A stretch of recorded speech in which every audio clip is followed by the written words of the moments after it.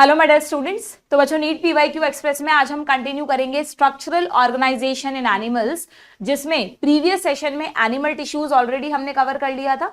आज हम frog and cockroach ये दोनों टॉपिक्स डिस्कस करने वाले हैं। इन दोनों टॉपिक्स को हम रिवाइज भी करेंगे और देखेंगे कि लास्ट 15 सालों में इनसे क्या क्वेश्चन हमसे पूछे गए। हालांकि फ्रॉग के तो ज्यादा क्वेश्चंस अपने पास होंगे नहीं, क्योंकि ये तो अभी 2024 से ही ऐड हुआ है। इक्का दुक्का क्वेश्चन कोई है जो प्रीवियस ईयर में पूछा गया था, ठीक है। बाकी कॉकरोच पे लगभग हर साल एक दो क्वेश्चन आ जाते हैं, है ना, तो उसके क्वेश्चंस हमें थोड़े बहुत मिल जाएंगे। ठीक, चलिए तो देखते हैं बच्चों, इस चैप्टर को स्टार्ट करते हैं। सबसे पहले कॉकरोच से रिलेटेड क्वेश्चंस देखते हैं, क्या क्वेश्चंस हमारे पास हैं।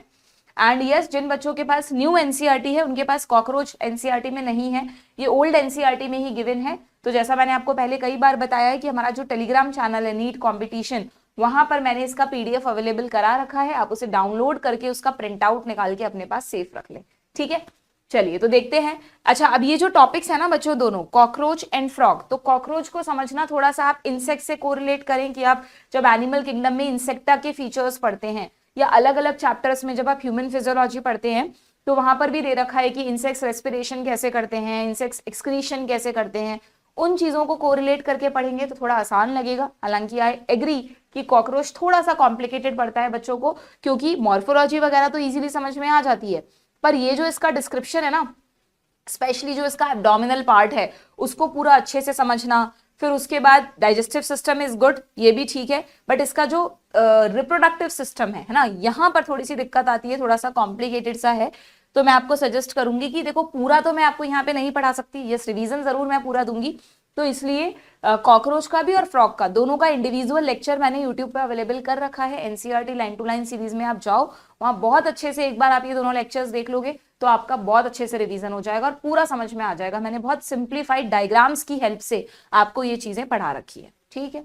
चलिए तो देखते हैं, सबसे पहले स्टार्ट करते हैं कॉकरोच से, जो कि आपको पता है आर्थ्रोपोडा फाइलम का मेंबर है, इंसेक्टा इसकी क्लास है, ठीक है। पहले क्वेश्चन देखें क्या, क्वेश्चन के साथ साथ में लेते हैं बच्चों हम, तो ज्यादा इजी रहेगा। चलो देखो, सबसे ज्यादा तो ना, अगर तुम्हें नहीं भी पढ़ना, अगर तुम्हें लग रहा है कि मैम हमें तो अब कहाँ इतना टाइम नहीं बचा कि हम कॉकरोच की एक एक चीज को पूरा पूरा डिटेल में पढ़ें, तो सबसे ज्यादा जो कॉकरोच पे क्वेश्चन आए ना बच्चों, वो उसके सेक्सुअल डायमॉर्फिज्म से आए हैं। यू नो, इंसेक्ट्स में मेल फीमेल जनरली अलग अलग होते हैं, तो कॉकरोच में भी मेल अलग है फीमेल अलग है, ठीक है। यहाँ तो एक कॉमन डायग्राम तुम्हें दिखाया है, बट तुम्हें ध्यान रखना है कि कॉकरोच में जो मेल और फीमेल होता है उनमें उनको हम पहचानते कैसे हैं, डिस्टिंग्विश कैसे करते हैं। तो अगर आप यहाँ पे रिप्रोडक्टिव सिस्टम का डायग्राम देखेंगे बच्चों, तो मेल में एक स्पेशल, मैं आपको हमेशा एक लाइन बोलती हूँ कि मेल कॉकरोच स्टाइल बहुत मारता है, क्योंकि मेल कॉकरोच के पास एक एडिशनल स्ट्रक्चर होता है जिसको हम बोलते हैं एनल स्टाइल, है ना। उसके एनस के पास एक कॉपुलेटरी स्ट्रक्चर होता है, छोटे से पेयर्ड प्रोजेक्शंस होते हैं, थ्रेड लाइक स्ट्रक्चर होते हैं, जिनको बोलते हैं एनल स्टाइल या कॉडल स्टाइल, क्योंकि कॉडा वर्ड टेल के रेफरेंस में आता है, जो सबसे लास्ट पार्ट है एनस, वहीं पर ये प्रेजेंट है। तो आप इसे, क्या हो गया इस डायग्राम को, आप इसे एनल स्टाइल या कॉडल स्टाइल कहते हैं। तो यू हैव टू रिमेंबर कि एनल स्टाइल एक ऐसा स्ट्रक्चर है जिसको देखकर हम ये पहचान सकते हैं, अगर स्टाइल है तो वो मेल है, अगर स्टाइल नहीं है तो वो फीमेल है। अब जनरली जब एनल स्टाइल लिखा हुआ आता है तो उसके साथ एक और टर्म दी जाती है ऑप्शंस में जो आपको कंफ्यूज करती है, दैट इज एनल सर्काई, CERCI, है ना। यहाँ पर अभी नहीं, ये रहा देखो एनल सर्काई, इस पर भी बहुत फ्रिक्वेंटली क्वेश्चन आते हैं। आप लोग क्या करते हो, एनल स्टाइल और एनल सर्काई को मिक्स कर देते हो, बट आपको ऐसा करना नहीं है बच्चों। इस फाइल में क्या हो गया है भाई, ये ओपन क्यों नहीं हो रही है, एक मिनट, हाँ आ गया, ठीक है। तो अगर हम देखें व्हाट हैपन, जब हम इसको, तब तो हमें दिख रहा है ये प्रॉपर्ली। आई थिंक कुछ लोडिंग में प्रॉब्लम है क्या इसकी, दोबारा ओपन करें, इस वाले फाइल में है क्या, इस वाले में तो हमारे पास सिर्फ फ्रॉग है बच्चों, कॉकरोच में क्या प्रॉब्लम हो गई, let me check, just give me a minute, इसको दोबारा ओपन कर लेते हैं, चलो छोड़ो, ठीक है। ये हमें ओल्ड एनसीईआरटी चाहिएगी ना, ओल्ड एनसीईआरटी में है हमारे पास कॉकरोच। चलो फटाफट से 1 मिनट का टाइम दो बस मुझे, ये रहा चैप्टर 7, वही फाइल ओपन हो रही है दोबारा, इसको क्लोज कर दूं मैं, हाँ अब ओपन कर लेते हैं,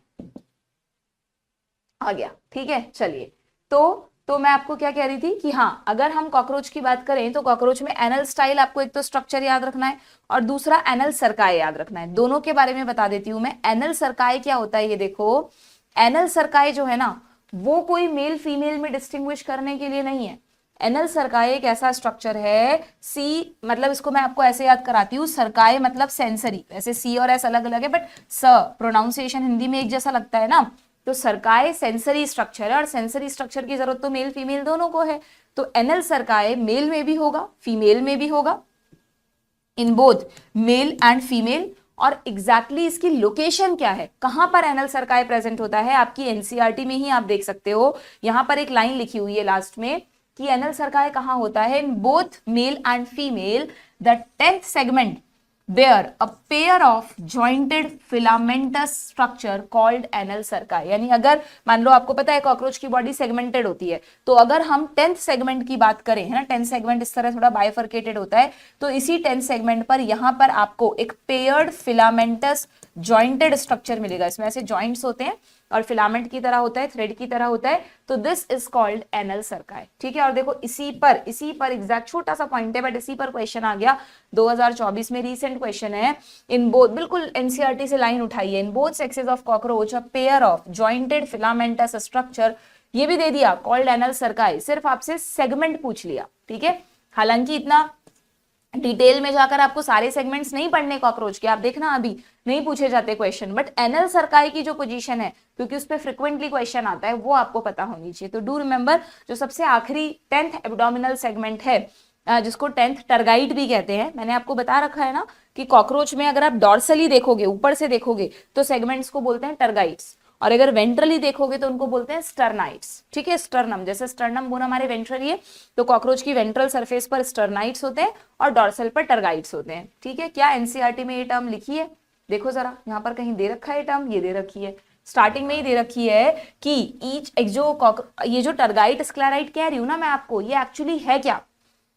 आप कहते हैं कि कॉकरोच आर्थ्रोपोडा का मेंबर है, आर्थ्रोपोडा का एक कैरेक्टरिस्टिक फीचर है कि उनमें काइटिन का बना एक्सोस्केलेटन होता है, तो वो जो काइटिन का एक्सोस्केलेटन है ना बच्चों, वो प्लेट्स की फॉर्म में होता है, वो सेगमेंटेड रहता है, उन्हीं काइटिनस प्लेट्स को ये नाम दिए गए हैं कि जो प्लेट्स वेंट्रली प्रेजेंट हैं, सॉरी एक मिनट रुको, जो प्लेट्स डॉर्सली प्रेजेंट हैं वो हैं टर्गाइट्स, और जो प्लेट्स वेंट्रली प्रेजेंट हैं वो हैं स्टर्नाइट्स। और अगर टर्गाइट स्टर्नाइट नहीं बोलना, हमें कॉमन वर्ड यूज करना है, तो आप इसे कहेंगे स्क्लेराइट्स। देखो स्क्लेराइट और स्टर्नाइट कितना मिलता जुलता वर्ड है, तो आपको स्टर्नम बोन से याद रखना है कि हमारे में वेंट्रली स्टर्नम है, तो कॉकरोच में भी वेंट्रली प्लेट्स को स्टर्नाइट बोलते हैं, डॉर्सली टर्गाइट्स बोलते हैं, और ओवरऑल सारी प्लेट्स को हम देखें तो दे आर कॉल्ड स्क्लेराइट्स। ठीक है, जितनी भी, जैसे मान लो ये एक प्लेट है, ये दूसरी प्लेट है, तो जितनी भी प्लेट्स हैं वो सब आपस में एक बहुत ही थिन मेम्ब्रेन से जुड़ी रहती है, जो मैं ऐसे ऐसे बना रही हूँ, एक बहुत पतली सी मेम्ब्रेन है बच्चों, thin and flexible articular membrane है, जिसको बोलते हैं आर्थ्रोडियल मेम्ब्रेन। ठीक है, क्लियर, जो भी मुझे लगता जाएगा इंपॉर्टेंट पॉइंट है वो मैं तुम्हें बताते जाऊंगी यहाँ पर, क्लियर है। सो ये क्वेश्चन तो तुमसे हो गया। नेक्स्ट, तो एनल सर्काई और एनल स्टाइल, इन दो पर सबसे ज्यादा क्वेश्चन आता है। एक मिनट में तुम्हें एनल सर्काई का, एनल स्टाइल का डायग्राम दिखा रही थी ना, वो भी दिखा देती हूँ, देखो एनल सर्काई सब में बना हुआ है, ये एनल सर्काई सबसे पीछे T10 10th टर्गाइट पर। ठीक है, इसकी पोजीशन सब याद रखेंगे। हाँ, एनल स्टाइल ये रहा, देखो ये मेल कॉकरोच का डायग्राम है, इसमें ये स्ट्रक्चर दिख रहे हैं आपको, कॉर्डल स्टाइल लिखा है, इसी को लिख लो एनल स्टाइल। एनल स्टाइल या कॉर्डल स्टाइल एक ही बात है, ये सिर्फ मेल कॉकरोच में आपको मिलेंगे। अगेन दोनों पेयर्ड स्ट्रक्चर हैं, थ्रेड की तरह होते हैं, कॉपुलेशन में हेल्प करते। ठीक है, ये दिख रहे हैं आपको, these are the anal cerci, जो मेल एंड फीमेल दोनों में होते हैं। Anal style only in male में होता है, इस बात को अच्छे से आप समझ के याद कर लेंगे। जबकि फीमेल वाले कॉकरोच में आप देखेंगे, अच्छा यहाँ पर डायग्राम में आपको ना एनल सर्काई दिखाया है ना एनल स्टाइल, बट मैं, आप कंफ्यूज नहीं हो, इसलिए मैं आपको कहती हूँ हमेशा कि आप यहाँ बना लो, ड्रॉ कर लो, कि क्योंकि जो एनल सर्काई है ना बच्चों, वो आपको डॉर्सली दिखेगा पीछे से, 10th जो डॉर्सल सेगमेंट है वहां होता है, और यहाँ पर आपको ये वेंट्रली डायग्राम दिखाया है फीमेल कॉकरोच का, इसलिए इन्होंने एनल सर्काई को ड्रॉ नहीं किया। बट तुम्हें याद रखने के लिए पता होना चाहिए, कहीं पे भी जहां पे भी 10th सेगमेंट होगा, वहां पर जैसा ऊपर मेल कॉकरोच में है वैसा ही एनल सर्काई फीमेल कॉकरोच में भी होगा। मतलब टेक्निकली यहां नहीं बना सकते हम, क्योंकि सर्काई डॉर्सली होते हैं, बट याद रखने के लिए we have to remember this is anal cerci. कहां पर है ये, एट T10 10th टर्गाइट पर, 10th टर्गम पर। ठीक है, सिंगुलर प्लूरल का फर्क है वो, क्लियर है, समझ में आ गया आपको। ओके, सो सो अब हम देखते हैं नेक्स्ट क्वेश्चन क्या है। नेक्स्ट क्वेश्चन 2024 में देखो कॉकरोच से 2 क्वेश्चन आए थे, आपको पता है बच्चों। फ्रॉग जो टॉपिक है वो 2024 में ही ऐड हुआ, 2023 तक तो पूछते ही नहीं थे, कोई इधर उधर से थोड़ा लिंक्ड क्वेश्चन आ जाए वो बात अलग है। पर 2024 में जब फ्रॉग ऐड हुआ, वैसे जो भी टॉपिक ऐड हुए थे सबसे क्वेश्चन आए थे, बट फ्रॉग से क्वेश्चन नहीं था। ऐसे ही वो जो एक फैमिलीज वाला टॉपिक है ना जो तुम्हें कंफ्यूज करता है, कुछ ऐसी फैमिलीज हैं जो ना ओल्ड एनसीईआरटी में है ना न्यू में है, पोएसी, एस्टरेसी, मालवेसी, उनसे भी कोई क्वेश्चन 2024 में नहीं था। ठीक है, तो हमने सोचा था कि शायद एनटीए इस बार अपने सिलेबस में 2025 में इनको हटा देगा, बट नहीं, सेम वही सिलेबस कॉपी पेस्ट हो गया, तो ये चीजें नहीं हटी, तो अनफॉर्चुनेटली तुम्हें प्रिपेयर करके जानी पड़ेगी। ठीक, तो देखो कॉकरोच से ही 2 क्वेश्चन थे, फ्रॉग से कोई क्वेश्चन नहीं था, बट यस फ्रॉग बहुत ईजी है उसको समझना, तो मैं तुम्हें हमेशा कहती हूँ कि पढ़ जाओ उसको। ठीक, देखो क्या क्वेश्चन है यहाँ पर। ये क्वेश्चन आया है कॉकरोच के एलिमेंट्री कैनाल पर से, देख लेते हैं। कॉकरोच की एलिमेंट्री कैनाल को समझ ले जरा। जो जो क्वेश्चन है ना वही वही चीजें मैं बताती जा रही हूँ अभी तुम्हें, फिर लास्ट में एक हल्का सा रिवीजन दे दूंगी तुम्हें मैं इसका। तो कॉकरोच की एलिमेंट्री कैनाल को समझना बहुत आसान है, क्योंकि इंसेक्ट्स के बारे में हम कहीं ना कहीं पढ़ते हैं। तो यहाँ पर 3 पार्ट्स होते हैं बच्चों। एक होता है फोरगट। फोरगट कहाँ तक है देखो, तुम्हें ये दिख रहा है सीका, 2 जगह तुम्हें स्ट्रक्चर्स दिख रहे होंगे, एक तो हिपैटिक सीका है और एक ये मेल्फिजियन ट्यूब्यूल है। तो तुम इसी के बेसिस पर कर लो। हिपैटिक सीका से पहले पहले का जो पार्ट है वो फोरगट, मेल्फिजियन ट्यूब्यूल से पहले पहले का ये जो बीच में पार्ट है दिस इज मिडगट, और ये जो लास्ट पार्ट है दिस इज हाइंडगट।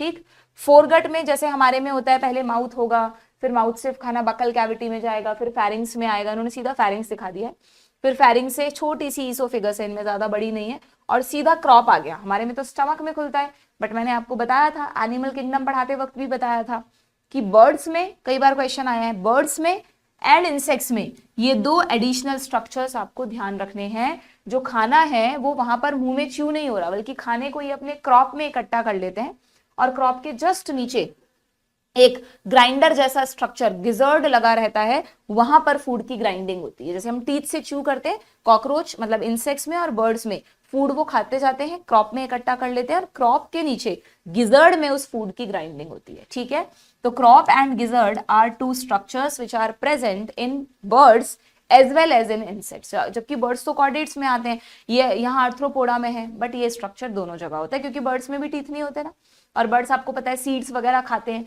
तो वो उसको च्यू कैसे करते हैं, गिजर्ड में। ठीक है, गिजर्ड का एक और नाम है, बाई चांस वैसे पूछा नहीं गया है कभी, बट बाई चांस पूछ ले तो ध्यान रखना, तुम्हारी एनसीईआरटी में दे रखा था। गिजर्ड का एक और नाम है प्रोवेंट्रिकुलस। कहाँ गया, ये रहा, गिजर्ड और प्रोवेंट्रिकुलस। ठीक है ना, यू नेवर नो कहां से क्या पूछ लें। क्लियर, तो यहाँ गिजर्ड तक का जो पार्ट है जहां पर फूड की ग्राइंडिंग हो रही है this is foregut, this is foregut. ठीक है, देन एक पॉइंट और लिखा था यहाँ पर, कहाँ गया वो पॉइंट आपका, अच्छा सा पॉइंट था, ये रहा, very important. The entire foregut is lined by cuticle. इस पूरी फोरगट पे बच्चों अंदर की तरफ क्यूटिकल की लाइनिंग भी प्रेजेंट होती है। ठीक, नाउ मिडगट सिंपली मीजेंट्रॉन, देन उसमें फूड का डाइजेशन वगैरह होगा। अब यहाँ पर हमारी तरह कोई बहुत मेजर डाइजेस्टिव ग्लैंड्स तो होती नहीं है, मुंह में जरूर सलाइवरी ग्लैंड्स होती हैं, आपको दिख रही होंगी। ठीक है, बट हमारी तरह कोई पेनक्रियाज, लिवर, बाइल जूस बनाने वाले इस तरह के कोई स्ट्रक्चर नहीं है। तो फिर मिडगट में फूड का डाइजेशन कैसे होगा भाई? तो नेचर ने क्या किया, यहाँ पर बना दिए hepatic caeca. Hepatic caeca blind tubules होती हैं। ब्लाइंड ट्यूब्यूल्स का मतलब इस तरह, जिनकी एक पार्ट ओपन है एक पार्ट बंद है, इस तरह की ब्लाइंड ट्यूब्यूल्स होती हैं। कितनी होती है? 6 से 8। बहुत फर्क है, देखो ये 6 से 8 है, जबकि ये 100 से 150 है। मेल्फिजियन ट्यूब्यूल है तो डाइजेस्टिव सिस्टम में, बट इनका काम डाइजेशन नहीं है, ये बिल्कुल अलग है। आपको अच्छे से पता होगा ये एक्सक्रीटरी सिस्टम से रिलेटेड है। बहुत बार आता है क्वेश्चन कि इंसेक्ट्स में विच इज द एक्सक्रीटरी स्ट्रक्चर, तो हम बोलते हैं मेल्फिजियन ट्यूब्यूल। अब हमारे में तो किडनी का एलिमेंट्री कैनाल से भला कोई कनेक्शन होता है क्या? कभी नहीं, क्योंकि किडनीज जो भी यूरिन बनाएंगी वो यूरेटर्स में जाएगा, यूरिनरी ब्लैडर में इकट्ठा होगा और यूरिथ्रा के थ्रू बाहर निकलेगा। पर यहाँ पर इंसेक्ट्स में बहुत अलग प्रोविजन है बच्चों। इंसेक्ट्स में जो भी बॉडी में वेस्ट प्रोडक्ट्स है ना, उनको ये इतनी सी यहाँ पर एक छोटी सी जगह पर लगी हुई है, बट 100 से 150 येलो कलर के ट्यूब्यूल हैं। ये भाई आप इमेजिन करो, कॉकरोच की बॉडी में ऐसे सीलोम है और सीलोम के बीचों बीच एलिमेंट्री कैनाल है, उस पर मेल्फिजियन ट्यूब्यूल लगी हुई है। तो और कॉकरोच में इफ यू रिमेंबर तो ओपन सर्कुलेटरी सिस्टम होता है, यानी ब्लड कोई ब्लड वेसल्स में तो है नहीं, कलरलेस ब्लड है जो पूरी हीमोसील में ही भरा हुआ है। तो जिन भी सेल्स ने वेस्ट प्रोडक्ट बनाए होंगे वो सील उसमें फ्लूइड में डाल दिए होंगे, ब्लड में डाल दिए होंगे, कलरलेस ब्लड जो है। और वो ब्लड कहाँ है, सीलोम में है। सीलोम में क्या लटकी हुई है, एलिमेंट्री कैनाल से निकली हुई मेल्फिजियन ट्यूब्यूल।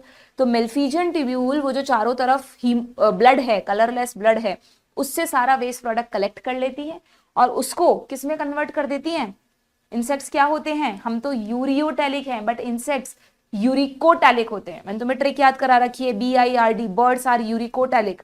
बर्ड्स तो हमें ध्यान रहता है यूरिको है, बट बर्ड्स में ही सारे एग्जाम्पल छुपे हैं। बर्ड्स जो यूरिकोटैलिक के लिए हम याद करते हैं, जो यूरिक एसिड के क्रिस्टल्स बनाते हैं, है ना, हमारी तरह यूरिन थोड़ा ना बनाते हैं बर्ड्स, यूरिक एसिड के क्रिस्टल्स बनाते हैं जो पेस्ट या पैलेट की फॉर्म में निकल जाता है।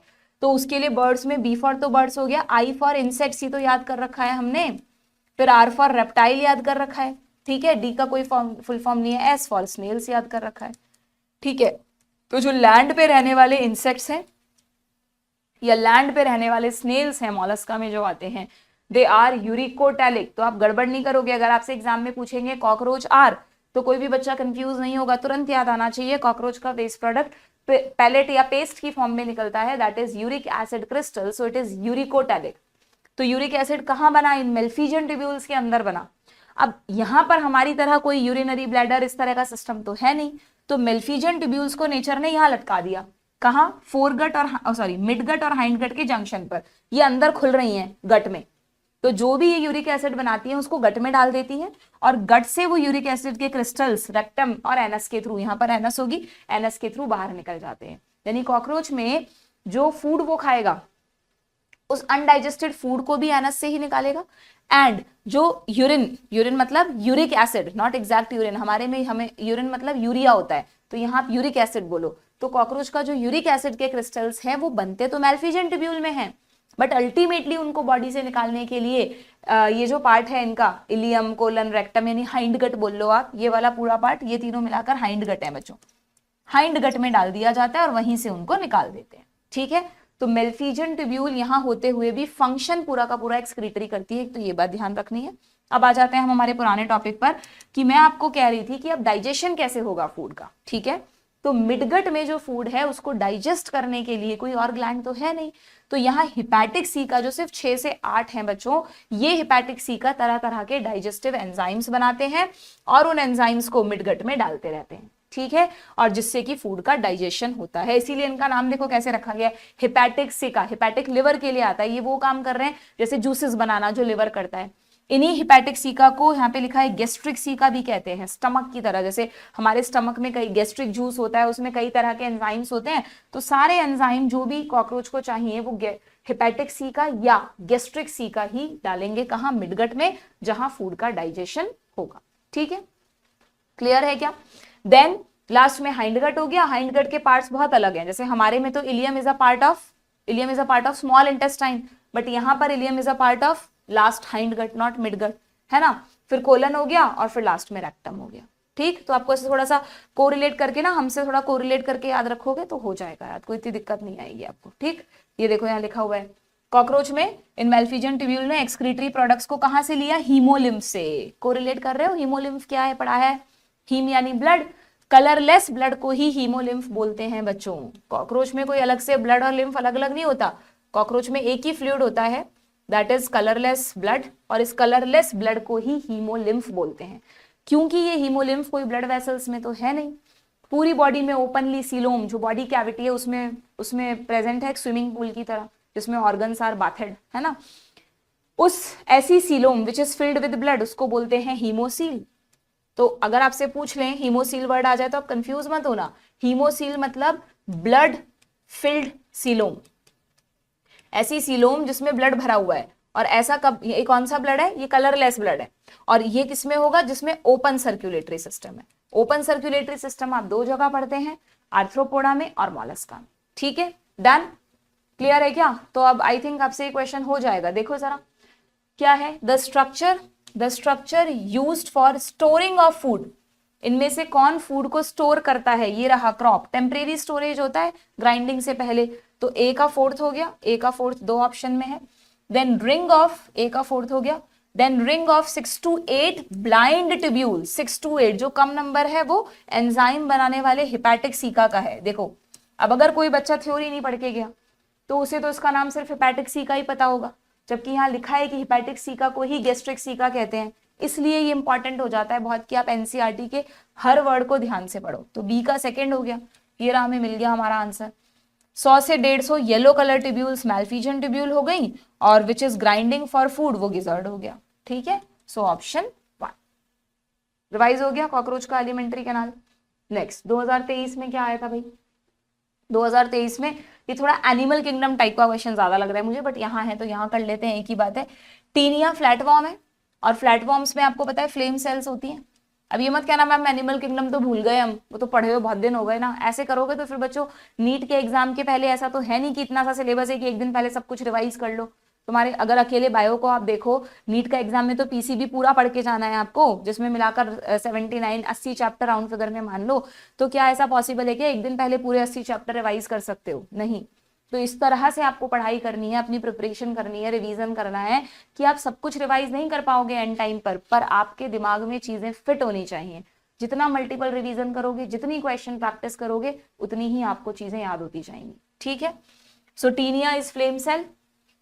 पैरामीशियम में कई बार पढ़ाया है कॉन्सेप्ट कि 3 फ्रेश वाटर एनिमल्स तुम्हें, मतलब एनिमल नहीं कहूंगी, ऑर्गेनिज्म तुम्हें याद रखने हैं, अमीबा, पैरामीशियम और एक यूग्लिना। तीनों प्रोटिस्टा किंगडम में आते हैं। ये दोनों प्रोटोजोन्स हैं, ये यूग्लिनॉइड है। तीनों फ्रेश वाटर हैं, और तीनों में एक्सेस वाटर को रिमूव करने के लिए कॉन्ट्रैक्टाइल वैक्यूल बनती है। पेरिप्लेनेटा कॉकरोच का ही साइंटिफिक नाम है, पेरिप्लेनेटा अमेरिकाना। अब क्या करोगे इसमें तुम? हमने तो पढ़ा है मेल्फिजियन ट्यूब्यूल, यहाँ तो दिया ही नहीं है ऑप्शन में, तो आपको ध्यान रखना है बच्चों। अभी हम देखेंगे, यहाँ देख लो, या फिर कॉकरोच के एक्सक्रीटरी सिस्टम का जो पैराग्राफ है उसमें जो जो बातें लिखी हूं मैं तुम्हें बता चुकी हूं। एक बात और जो तुम्हें ध्यान रखनी है कि कॉकरोच में कुछ एडिशनल एक्सक्रीटरी स्ट्रक्चर्स भी होते हैं, जैसे कि फैट बॉडी। कहाँ होते हैं, क्या होते हैं, कोई डिटेल में नहीं जाना, सिर्फ नाम, fat body, nephrocytes and uricose gland. एक बार और क्वेश्चन आएगा इस पर, ठीक है, तो ये इंपॉर्टेंट है तुम्हारे लिए। These 3 are additional structures present in cockroach। हमेशा जब एग्जामिनर पेपर सेट करता है ना, तो वो देखता है कि यार चलो अगर ये कॉम्प्लिकेटेड टॉपिक है ना, तो एटलीस्ट ये मान के चलता है कि बच्चे ने PYQs तो देखे ही होंगे। तो जो 2-3 बार चीजें पूछी गई हैं उनको फिर पूछ लेता है कि चलो देखें, किसी ने जो इतना ही गया गुजरा है उसने PYQs भी नहीं पढ़े, फिर उसका तो गलत होना ही है वो क्वेश्चन। ठीक है, इसलिए हम बार बार आप लोगों को कहते हैं कि एटलीस्ट PYQs तो पढ़ो ही पढ़ो, उनको तो सॉल्व करो, उनको तो लॉजिकली समझो, क्योंकि वहां से हर साल का फिक्स पैटर्न है कि कुछ क्वेश्चंस, कुछ नहीं बल्कि मैं कहूंगी नीट में तो 50% जो पेपर है वो PYQs के टॉपिक से ही, कम बोल रही हूँ 50% भी मैं, ठीक है, से उठकर आता है। ओके, सो ये आपको ध्यान रखना है। एक चीज और लिखी है जो मुझे यहाँ दिख गई है, बता देती हूँ कि मेल्फिजियन ट्यूब्यूल जो 100 से 150 ट्यूब्यूल्स है ना, उनको अगर आप अंदर से देखोगे, एक थोड़ी जूम करके बनाऊं तो अंदर इसमें 2 तरह की सेल्स होती हैं, कुछ सीलिएटेड सेल्स होती हैं और कुछ ग्लैंड्यूलर सेल्स होती हैं जो सिक्रीशंस करती हैं। ठीक है, बाई चांस पूछ लें। और यूरिक एसिड मैंने तुम्हें बता ही दिया, कॉकरोच आर यूरिकोटैलिक। क्लियर? सो पेरिप्लेनेटा को मैं यूरिकोज ग्लैंड से मैच कर दूं ना, देखो। और फेरेटिमा किसका नाम है पता है क्या? अर्थवॉर्म। अब ये नहीं कहेंगे मैम आप अर्थवॉर्म से क्वेश्चन कैसे दे दिया इन्होंने हमें, इतना तो हमने एनिमल किंगडम में ही पढ़ लिया कि earthworm is the member of Annelida. Annelida में excretory structures, nephridia. Human physiology में भी एक्सक्रीटरी सिस्टम में दे रखा है। सो अर्थवॉर्म में नेफ्रीडिया याद रखेंगे। पूरे हर जितने भी एनिमल किंगडम के फाइला हैं, हर फाइलम के लाइन वाइज आपको याद होनी चाहिए। Excretory structure, circulatory system, respiratory structure, बिल्कुल सीक्वेंस में पता होने चाहिए। ढंग से पढ़ाए तो आते होंगे। सो टीनिया को हमने फ्लेम सेल से मैच किया, एक ही ऑप्शन पता है तो आपकी मुश्किल आसान हो जाएगी। देन 2023 का ही एक और क्वेश्चन है। क्या पूछा है भाई? ओहो, क्या पूछा है? क्या हो रहा है ये? Which is characteristic feature of cockroach regarding sexual dimorphism. आ गया, जिसमें मेल एंड फीमेल को आप डिफरेंशिएट कर सकते हो। तो अब देखो, तुम्हें एनल सरकाई भी दिया है, एनल स्टाइल भी दिया है, तो गड़बड़ नहीं होनी चाहिए। सरकाई इज सेंसरी, तो मेल एंड फीमेल दोनों में होगा। स्टाइल सिर्फ मेल मारता है, तो इसलिए ऑप्शन 4, मेल कॉकरोच में ही एनल स्टाइल होता है। ठीक है, क्लियर है? आगे बढ़े। ये देखो, मैंने कहा ना 2023 में आया हुआ क्वेश्चन है, excretion is brought about by. इनमें से कौन कौन से कॉकरोच के एक्सक्रीटरी स्ट्रक्चर हैं? तो अभी हमने देखा यूरिकोज ग्लैंड, फैट बॉडी और नेफ्रोसाइट्स, ये 3। कोलेट्रियल ग्लैंड भी आएंगी कॉकरोच में, पर कोलेट्रियल ग्लैंड इनके रिप्रोडक्टिव सिस्टम में आएंगी। देखो, फीमेल कॉकरोच में ट्री शेप की ग्लैंड होती है, तुम्हें ध्यान है मैंने बताया था कि कॉकरोच जब अपनी एग लेइंग करते हैं, फर्टिलाइज्ड एग्स निकलते हैं फीमेल कॉकरोच से, तो ऊथिका में पैक होके निकलते हैं। एक ब्राउनिश सी कवरिंग होती है, कैप्सूल होता है ऊथिका का, ठीक है, यहाँ पे लिखा हुआ है एक ऊथिका के अंदर 14 से 16 फर्टिलाइज्ड एग्स प्रेजेंट होते हैं। तो वो जो ऊथिका है, वो जो उसमें ब्राउन कैप्सूल की कवरिंग है, वो यही दोनों ग्लैंड सिक्रीट करती हैं। दीज आर कोलेट्रियल ग्लैंड्स, ठीक है। So this is part of reproductive system. So B C and D, B C and D ये रहा। और फेलिक ग्लैंड कहाँ पढ़ते हैं हम बच्चों? फेलिक ग्लैंड मेल कॉकरोच में पढ़ते हैं। देखो मेल कॉकरोच में मैंने आपको बताया था ये फेलिक ग्लैंड है, और यहाँ पे दिखाया नहीं है, बट ये जो फेलिक ग्लैंड है और ये जो डक्ट तुम्हें दिख रही है येलो कलर, ये तो अलग है। ये येलो कलर की तो इजैक्यूलेटरी डक्ट है, अनपेयर्ड। देखो ऐसा लग रहा है देखने में दो पेयर डक्ट है, नहीं, इजैक्यूलेटरी डक्ट तो एक अनपेयर्ड डक्ट है। ये जो डक्ट तुम्हें दिख रही है ये पीछे से फेलिक ग्लैंड की डक्ट आ रही है, कंटिन्यू है ये पूरा, ठीक है। जो मैंने आपको बताया था कि मेल कॉकरोच में जो स्पर्म्स होते हैं वो एक बॉल की तरह प्रेजेंट होते हैं, बहुत सारे स्पर्म्स आपस में चिपके रहते हैं, ग्लूड रहते हैं, और उनपे तरह तरह की कवरिंग्स होती हैं। और इस मेल मतलब इन स्पर्म्स की बॉल को क्या कहते हैं बच्चों? आपको ध्यान होना चाहिए, स्पर्मेटोफोर, ठीक है। ये टर्म्स बीच बीच में रिवाइज करोगे तो याद रहेंगी। जो मेल कॉकरोच स्पर्म्स बनाता है वो एक बॉल की तरह कई लेयर्स में लिपटे रहते हैं, दिस इज कॉल्ड स्पर्मेटोफोर, ठीक है। स्पर्मेटोफोर को आप लिख सकते हैं ball of sperms, ball of sperms, ठीक है, क्लियर। तो इसमें कई तरह की कवरिंग्स होती हैं, उन कवरिंग्स को बनाने के लिए ग्लैंड्स होती हैं। जैसे एक तो मशरूम ग्लैंड्स होती हैं, ये मशरूम ग्लैंड में दो तरह की ट्यूब्यूल हैं, व्हाइट कलर की लॉन्ग ट्यूब्यूल, बीच में येलो कलर की स्मॉल ट्यूब्यूल। यहीं पर मैंने तुम्हें बताया था कि यहीं पर इस मशरूम, ये पूरी मशरूम ग्लैंड है ना, इसी के चारों तरफ सेमिनल वेसाइकल होता है, जो तुम्हें अच्छे से दिखाया नहीं है इसमें। इसी के चारों तरफ इस तरह सेमिनल वेसाइकल होता है जो इससे वास डेफरेंस से जुड़ा रहता है। तो वास डेफरेंस से स्पर्म यहाँ आ जाते हैं सेमिनल वेसाइकल में। जब वो सेमिनल वेसाइकल में है स्पर्म, तब मशरूम ग्लैंड सिक्रीशंस भेजती है, ठीक है।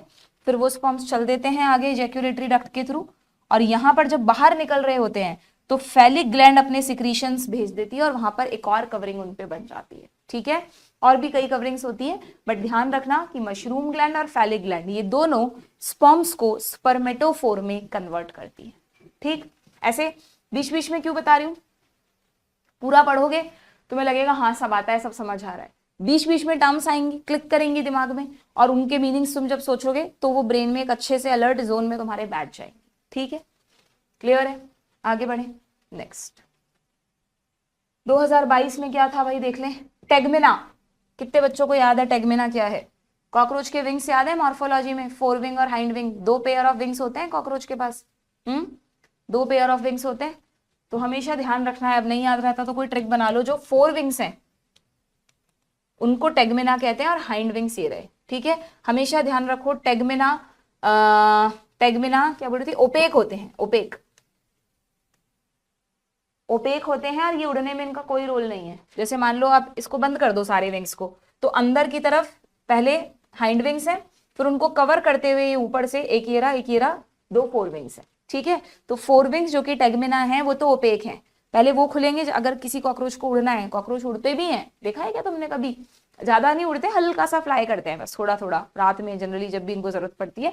तो 4 विंग्स खुल जाएंगे, उनसे नहीं उड़ पाएंगे। हाइंड विंग जब इनके खुलेंगे ना तो ये उड़ पाएंगे। हाइंड विंग्स क्योंकि ट्रांसपेरेंट होते हैं, ट्रांसपेरेंट एंड मेम्ब्रेनस होते हैं, ट्रांसपेरेंट एंड मेम्ब्रेनस, बहुत पतले होते हैं, which are used in flying. तो हमेशा ध्यान रखना उड़ने वाले पंख अंदर छुपा रखे हैं कॉकरोच ने, दैट इज हाइंड विंग।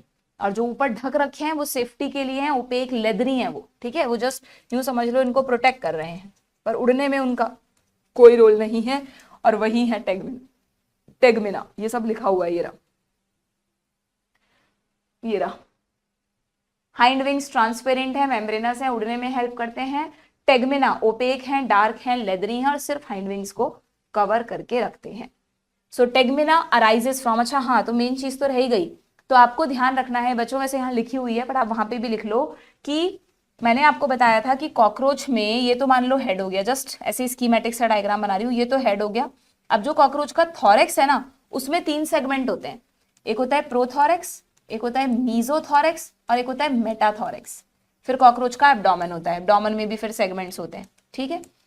तो ये जो 3 थॉरेक्स वाले सेगमेंट है उनमें आपको याद रखना है तीनों से 1 1 पेयर लेग्स निकली रहती हैं, तो कॉकरोच के पास 3 पेयर ऑफ लेग्स है और लेग्स हर सेगमेंट पर है, prothoracic leg, मीजोथोरेसिक leg, metathoracic leg. लेकिन विंग्स सिर्फ 2 ही पेयर हैं और वो 2 पेयर कहां प्रेजेंट है, फर्स्ट वाले पर नहीं है बल्कि मीजो और मेटा पे हैं। जो विंग्स हैं वो मीजो पर हैं। ऐसे थोड़े स्कीमेटिक से डायग्राम बनाते रहा करो, रफली भी पढ़ते हो ना तो रफ कॉपी साथ में नीचे हल्का हल्का बनाते रहोगे तो कई बार हमें पढ़ी हुई चीजें याद नहीं आती एग्जाम में, पर हमने ड्रॉ किया था तो हमें क्लिक कर जाता है यार हमने कहाँ ड्रॉ किया था, तो वो हेल्प कर देगा तुम्हारे एग्जाम में। ठीक है, सो विंग्स मीजो एंड मेटा पे होते हैं। तो ये तो टेगमेना हो गए 4 विंग और ये हो गए हाइंड विंग। क्लियर?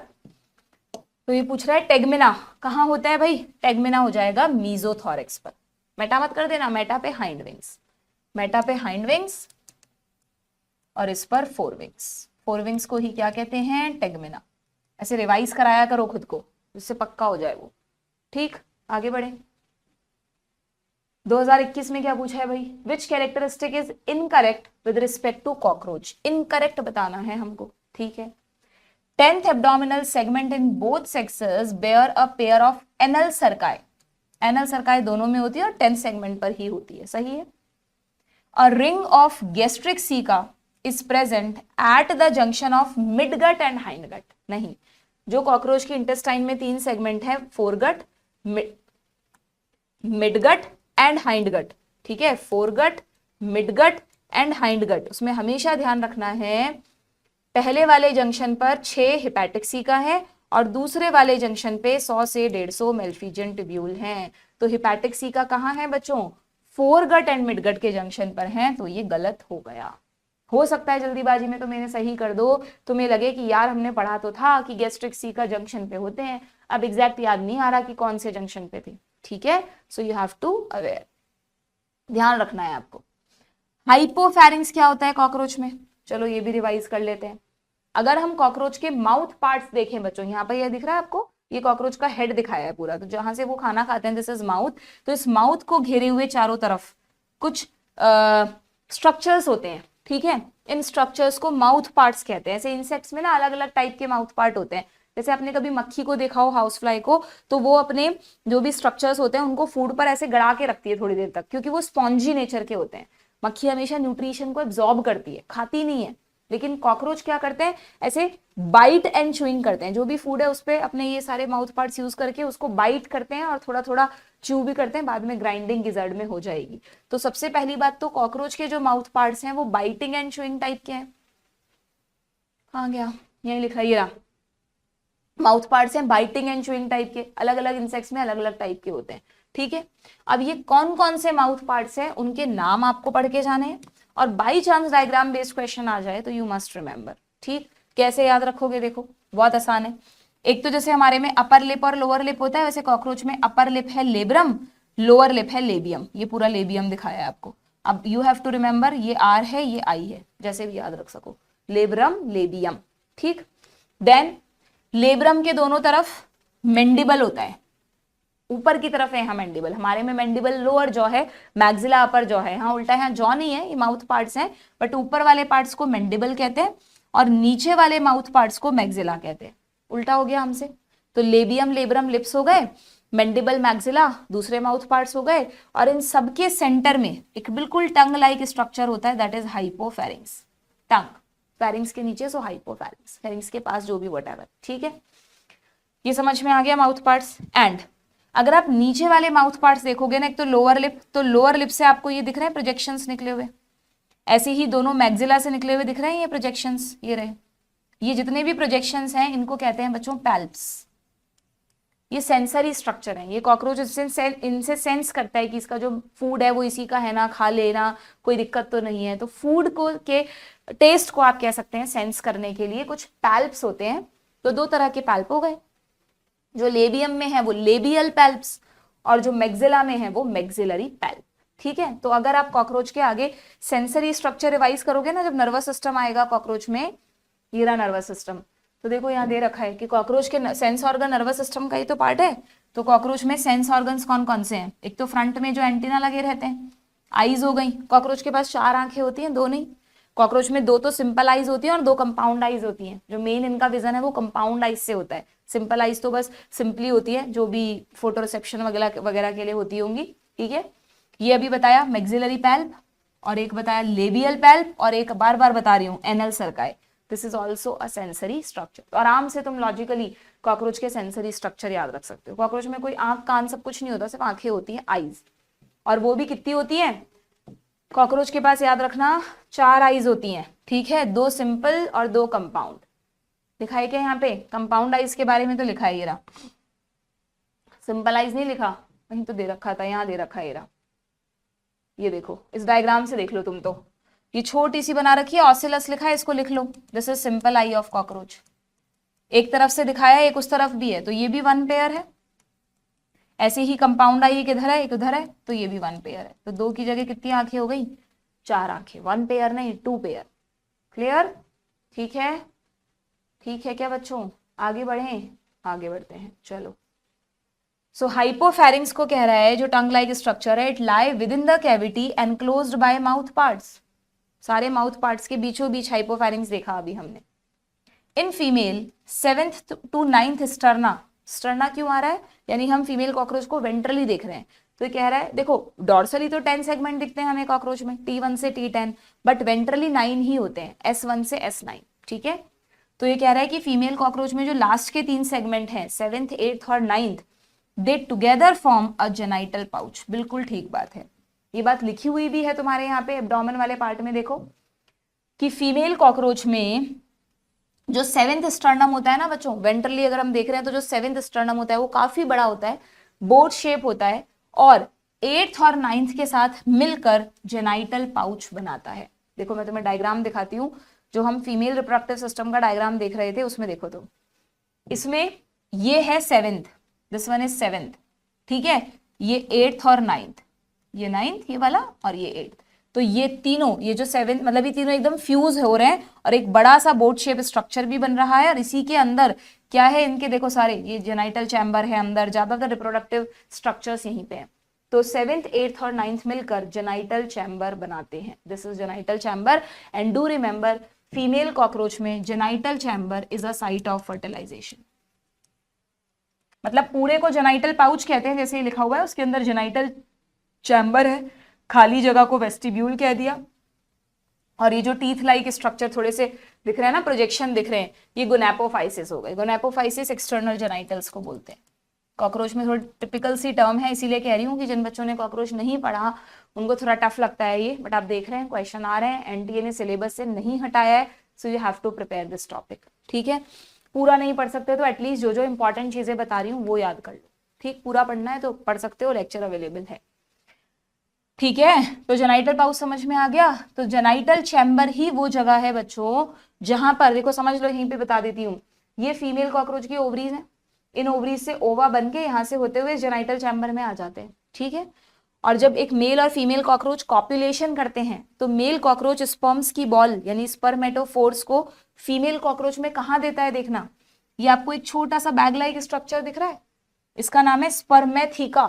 बच्चे को रिलेट ही नहीं कर पाते, स्पर्मेथिका नाम पढ़ के लग रहा है स्पर्म से रिलेटेड कोई स्ट्रक्चर है, तो बहुत बच्चों को तो लगता है ये मेल में होगा, नहीं, स्पर्मेथिका यानी स्पर्म, थीका यानी बैग, स्पर्म्स का एक बैग, बट ये मेल में नहीं है, फीमेल में है। क्यों? क्योंकि जब मेल कॉकरोच कॉपुलेट करता है फीमेल कॉकरोच को, तो जो स्पर्म्स की बॉल है ना, वो इस स्पर्मेथिका में जाकर स्टोर हो जाती है। बिकॉज जरूरी नहीं है कि फीमेल कॉकरोच में ova are ready to for fertilization, बने नहीं है, बने हैं नहीं बने हैं, पर हमेशा जो मेल कॉकरोच है वो स्पर्म्स की बॉल को कहाँ डालता है, फीमेल कॉकरोच में प्रेजेंट स्पर्म बैग में, and this sperm bag is called spermatheca. Actually ये भी पेयर्ड होता है, पर इसमें एक ही डेवलप है, दूसरा वेस्टिजियल है, बट है ये paired. This is a paired structure. आजकल स्टेटमेंट टाइप के क्वेश्चंस आने लग गए ना, तो क्या पता क्या पूछ ले, है ना। तो ये पेयर्ड है, बट एक डेवलप्ड है, एक वेस्टिजियल है। इसमें मेल मतलब स्पर्म्स की बॉल स्टोर हो जाएगी, जैसे ही यहाँ ओवा ऊपर से बनकर आते हैं वैसे ही इन स्पर्म्स को भी यहाँ ट्रांसफर कर दिया जाता है, और इसी जेनाइटल चैम्बर में फर्टिलाइजेशन हो जाता है। जैसे ह्यूमंस में फेलोपियन ट्यूब में ampulla is the site of fertilization, female cockroach में genital chamber is the site of fertilization. जब वो फर्टिलाइज हो जाते हैं एग्स, तो ये कोलेट्रियल ग्लैंड्स उनमें डार्क ब्राउन कलर के कैप्सूल्स बना देती हैं, 14 से 16 मतलब 15-15 एग्स के चारों तरफ मान लो, तो बहुत सारे ऊथिका बन जाते हैं। एक फीमेल कॉकरोच एक बार में कितने ऊथिका रिलीज करती है? 9 से 10 ऊथिका। सोचो 9 से 10 ऊथिका, यानी एवरेज में 10 ऊथिका मानूं, हर ऊथिका के अंदर 15 एग हैं, तो 10 × 15 150 नए कॉकरोच तैयार एक ही बार में। ठीक है, इसीलिए इतनी जल्दी आबादी बढ़ती है उनकी। बट यस, उनकी सर्वाइवल रेट हमसे हमारे जितनी नहीं है, मतलब इतना अडेप्ट नहीं है, इतना फूड नहीं है, तो उनकी डेथ भी जल्दी होती है। ठीक है, क्लियर? वरना हर जगह तुम्हें धरती पर कॉकरोच ही कॉकरोच दिखते फिर। ओके, सही है क्या बच्चों ये स्टेटमेंट? तो हमें एक रॉन्ग बताना था, so we got the answer option 2। Clear? आगे बढ़े। नेक्स्ट 2020 का क्वेश्चन है, if the head of cockroach is removed. हाँ, बड़ा इंटरेस्टिंग फैक्ट है ये कॉकरोच का। अगर कॉकरोच का हेड काट दो ना तुम, तो भी कॉकरोच मरेगा नहीं। फ्यू डेज, लगभग 1 वीक तक कॉकरोच जिंदा रहता है। उसका जो बाकी पार्ट बचा ना, थॉरेक्स एंड एब्डोमेन, वो जिंदा रहता है। बताओ कैसे, कैसे पॉसिबल है ये? उसके लिए सबसे पहले तो एक लॉजिक समझो, तुम्हारी बुक में दे रखा है बच्चों, ये लाइन दे रखी है एग्जैक्टली, फिर तुम ये क्वेश्चन करना। यहाँ आ जाओ नर्वस सिस्टम पे, ये रहा। यहाँ पर लिखा है कि कॉकरोच का नर्वस सिस्टम का डायग्राम नहीं है, बट मैंने लेक्चर में आपको डायग्राम दिखाया है कि कॉकरोच में पूरा हेड से लेकर नीचे तक आप जाओगे तो गैंग्लियॉन्स की एक चेन है पूरी। ठीक है, बट मतलब ये नर्व कॉर्ड होता है ना नॉन कॉर्डेट्स में, वेंट्रली, याद है? Ventral, solid, double nerve cord, भूल गए मैम? एनिमल किंगडम खत्म तो वो कॉन्सेप्ट भी खत्म। ऐसा नहीं करना है, ठीक है? पढ़ाया है मैंने तुम्हें कि नर्व कॉर्ड कॉर्डेट्स में भी है, नॉन कॉर्डेट्स में भी है। हमारे पास पीछे की तरफ एक यानी सिंगल हॉलो एंड पीछे यानी डॉर्सल नर्व कॉर्ड है, जबकि नॉन कॉर्डेट्स में ventral 2, solid, double nerve cord है। ठीक है, तो वो नर्व कॉर्ड कॉकरोच के पूरे में स्प्रेड हो रखा है। ठीक है, पूरी बॉडी में उनमें बहुत सारे गैंग्लियॉन्स हैं। ठीक है, तो हम कह रहे हैं कि कॉकरोच के जो गैंग्लियॉन्स हैं, जो नर्व कॉर्ड है, मान लो this is a cockroach, just schematic diagram बना रही हूँ, हंसना नहीं। ठीक है, तो यहाँ पर ये ऐसे गैंग्लियॉन्स की चेन है जो कि पूरी बॉडी में फैली हुई है। इनके नंबर कुछ नहीं देख रही मैं, अभी जस्ट बना दिया है मैंने ऐसे ही। तो आप देखोगे तो जो हेड पार्ट है ना, हेड पार्ट, उस हेड पार्ट में नर्वस सिस्टम का बहुत थोड़ा सा पार्ट है, बाकी पूरा नर्वस सिस्टम पूरी बॉडी में प्रेजेंट है। तो पूरी बॉडी को जिंदा रखने के लिए नर्वस सिस्टम से सिग्नल्स चाहिए। तो जरूरी नहीं है कि हेड में जो है वही सिग्नल देगा पूरी बॉडी को, बल्कि इस नर्व कॉर्ड से पूरे से बॉडी को सिग्नल्स मिल रहे हैं। अगर हम इस हेड को काट के अलग कर दें तो थॉरेक्स एंड एब्डोमेन जिंदा रहेंगे, क्योंकि ये नर्वस सिस्टम सारे ऑर्गन्स को चलाता रहेगा। पर 1 वीक बाद क्यों डेथ हो जाएगी कॉकरोच की? क्योंकि अगर आपने हेड हटा दिया तो माउथ पार्ट्स हट गए। हालांकि थॉरेक्स एब्डोमेन चल फिर नहीं सकते, इनका एंटीना, आईज वाइज सब हट गई है, बट ये मरेंगे नहीं। टेक्निकली आप देखोगे तो सेल्स जिंदा है, ऑक्सीजन बन रही है, एटीपी बन रही है, सब चल रहा है उनके अंदर, ऑक्सीजन सप्लाई वप्लाई सब चल रही है। ऑक्सीजन क्यों चल रही है? क्योंकि कॉकरोच में आपको पता है ना, हमारी तरह से सिर्फ 2 नॉस्ट्रिल नहीं होते, बल्कि कॉकरोच की पूरी बॉडी पर ऐसे ओपनिंग्स होती हैं, स्पाइरेकल्स, पेयर्ड ओपनिंग। यहाँ से ऑक्सीजन अंदर जाती रहती है, फिर ट्रैकियरी सिस्टम होता है। ठीक है, तो कॉकरोच की बॉडी को ऑक्सीजन भी मिल रही है, पहले से खाना स्टोर होगा तो एटीपी भी मिल रहा है, नर्वस सिस्टम से सिग्नल्स भी मिल रहे हैं। तो cockroach can survive even if its head is removed. But फिर फ्यू डेज बाद फिर क्यों मरा? पूरी जिंदगी ऐसे ही रह लेता, क्योंकि खाना नहीं मिला ना बच्चों से। अब बॉडी इसकी खाना एब्जॉर्ब तो कर नहीं सकती, जितना स्टोर्ड फूड था उससे काम चला लिया, और क्योंकि हेड नहीं है तो माउथ और माउथ पार्ट्स नहीं है, तो ये खाना खा ही नहीं सका। तो स्टारवेशन से, फूड की कमी से कुछ दिनों बाद इट विल डाई, अदरवाइज इसकी बॉडी में आराम से सब कुछ चलता रहता। ठीक है, यही चीज यहाँ पर लिखी हुई है कि the head holds a bit of a nervous system. Nervous system का छोटा सा पार्ट हेड में होता है, while the rest is situated along the ventral part of its body, so it will still live for as long as 1 week even if the head is cut off. ठीक है, done है। यहाँ पर head वाले part में इसका एक supraoesophageal ganglion होता है which represent brain, but cockroach को ब्रेन की जरूरत ही नहीं है, उसका बाकी का नर्वस सिस्टम काम करता रहेगा। कितनी अच्छी बात है ना? ब्रेन बस एंटीनी, कंपाउंड आइज, ऊपर के पार्ट्स को सप्लाई करता है, हेड के कट ऑफ होने से वो पार्ट तो हट जाएंगे। तो अब तुम इस क्वेश्चन को कर सकते हो। तुमसे पूछ रहे हैं क्यों ऐसा हुआ?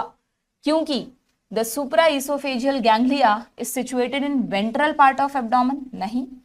Cockroach does not have nervous system, नहीं। Head holds a small portion of a nervous system while the rest is situated along the ventral part of the body. Very very important. हो सकता है सेम ऐसा ही statement एक और होता और ventral की जगह डॉर्सल लिखा होता, तो वो गलत होता, क्योंकि कॉकरोच नॉन कॉर्डेट है। नॉन कॉर्डेट्स में नर्वस सिस्टम वेंट्रली होता है, हमारे में डॉर्सली, नॉन कॉर्डेट्स में वेंट्रली। इस बात को भूलना नहीं है, ठीक है? So option 3 done. ये देखो है ना, सेम ऐसा ही तो है। ये देखो द हेड है ना, एग्जामिनर की तरह सोचने लग गई है, मैम तुम्हारे लिए बना देंगी paper. The head holds a 1/3 of a nervous system while the rest is situated along the dorsal part of its body। ठीक है, तो 1/3 पे तो हमें ध्यान नहीं देना, बट डॉर्सल की वजह से ये गलत है। क्लियर, आगे बढ़े। 2019 में लो डाइजेस्टिव सिस्टम से एक और क्वेश्चन आया हुआ है। क्या बताना है हमें? सीक्वेंस बतानी है। बता दो, हमारी तरह ही है लगभग। फेरिंग्स, ईसोफेगस, ईसोफेगस के बाद इलियम कहां से आ गया तो हटा दो।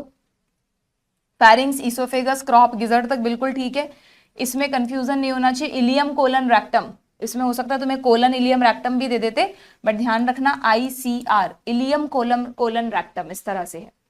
तो this is the correct one, ये तो गलत है ही। और यहाँ पे क्या गलती है? यहाँ पे गिजर्ड और क्रॉप के बीच में इलियम दे दिया, सो गलत है। ठीक, आगे बढ़े।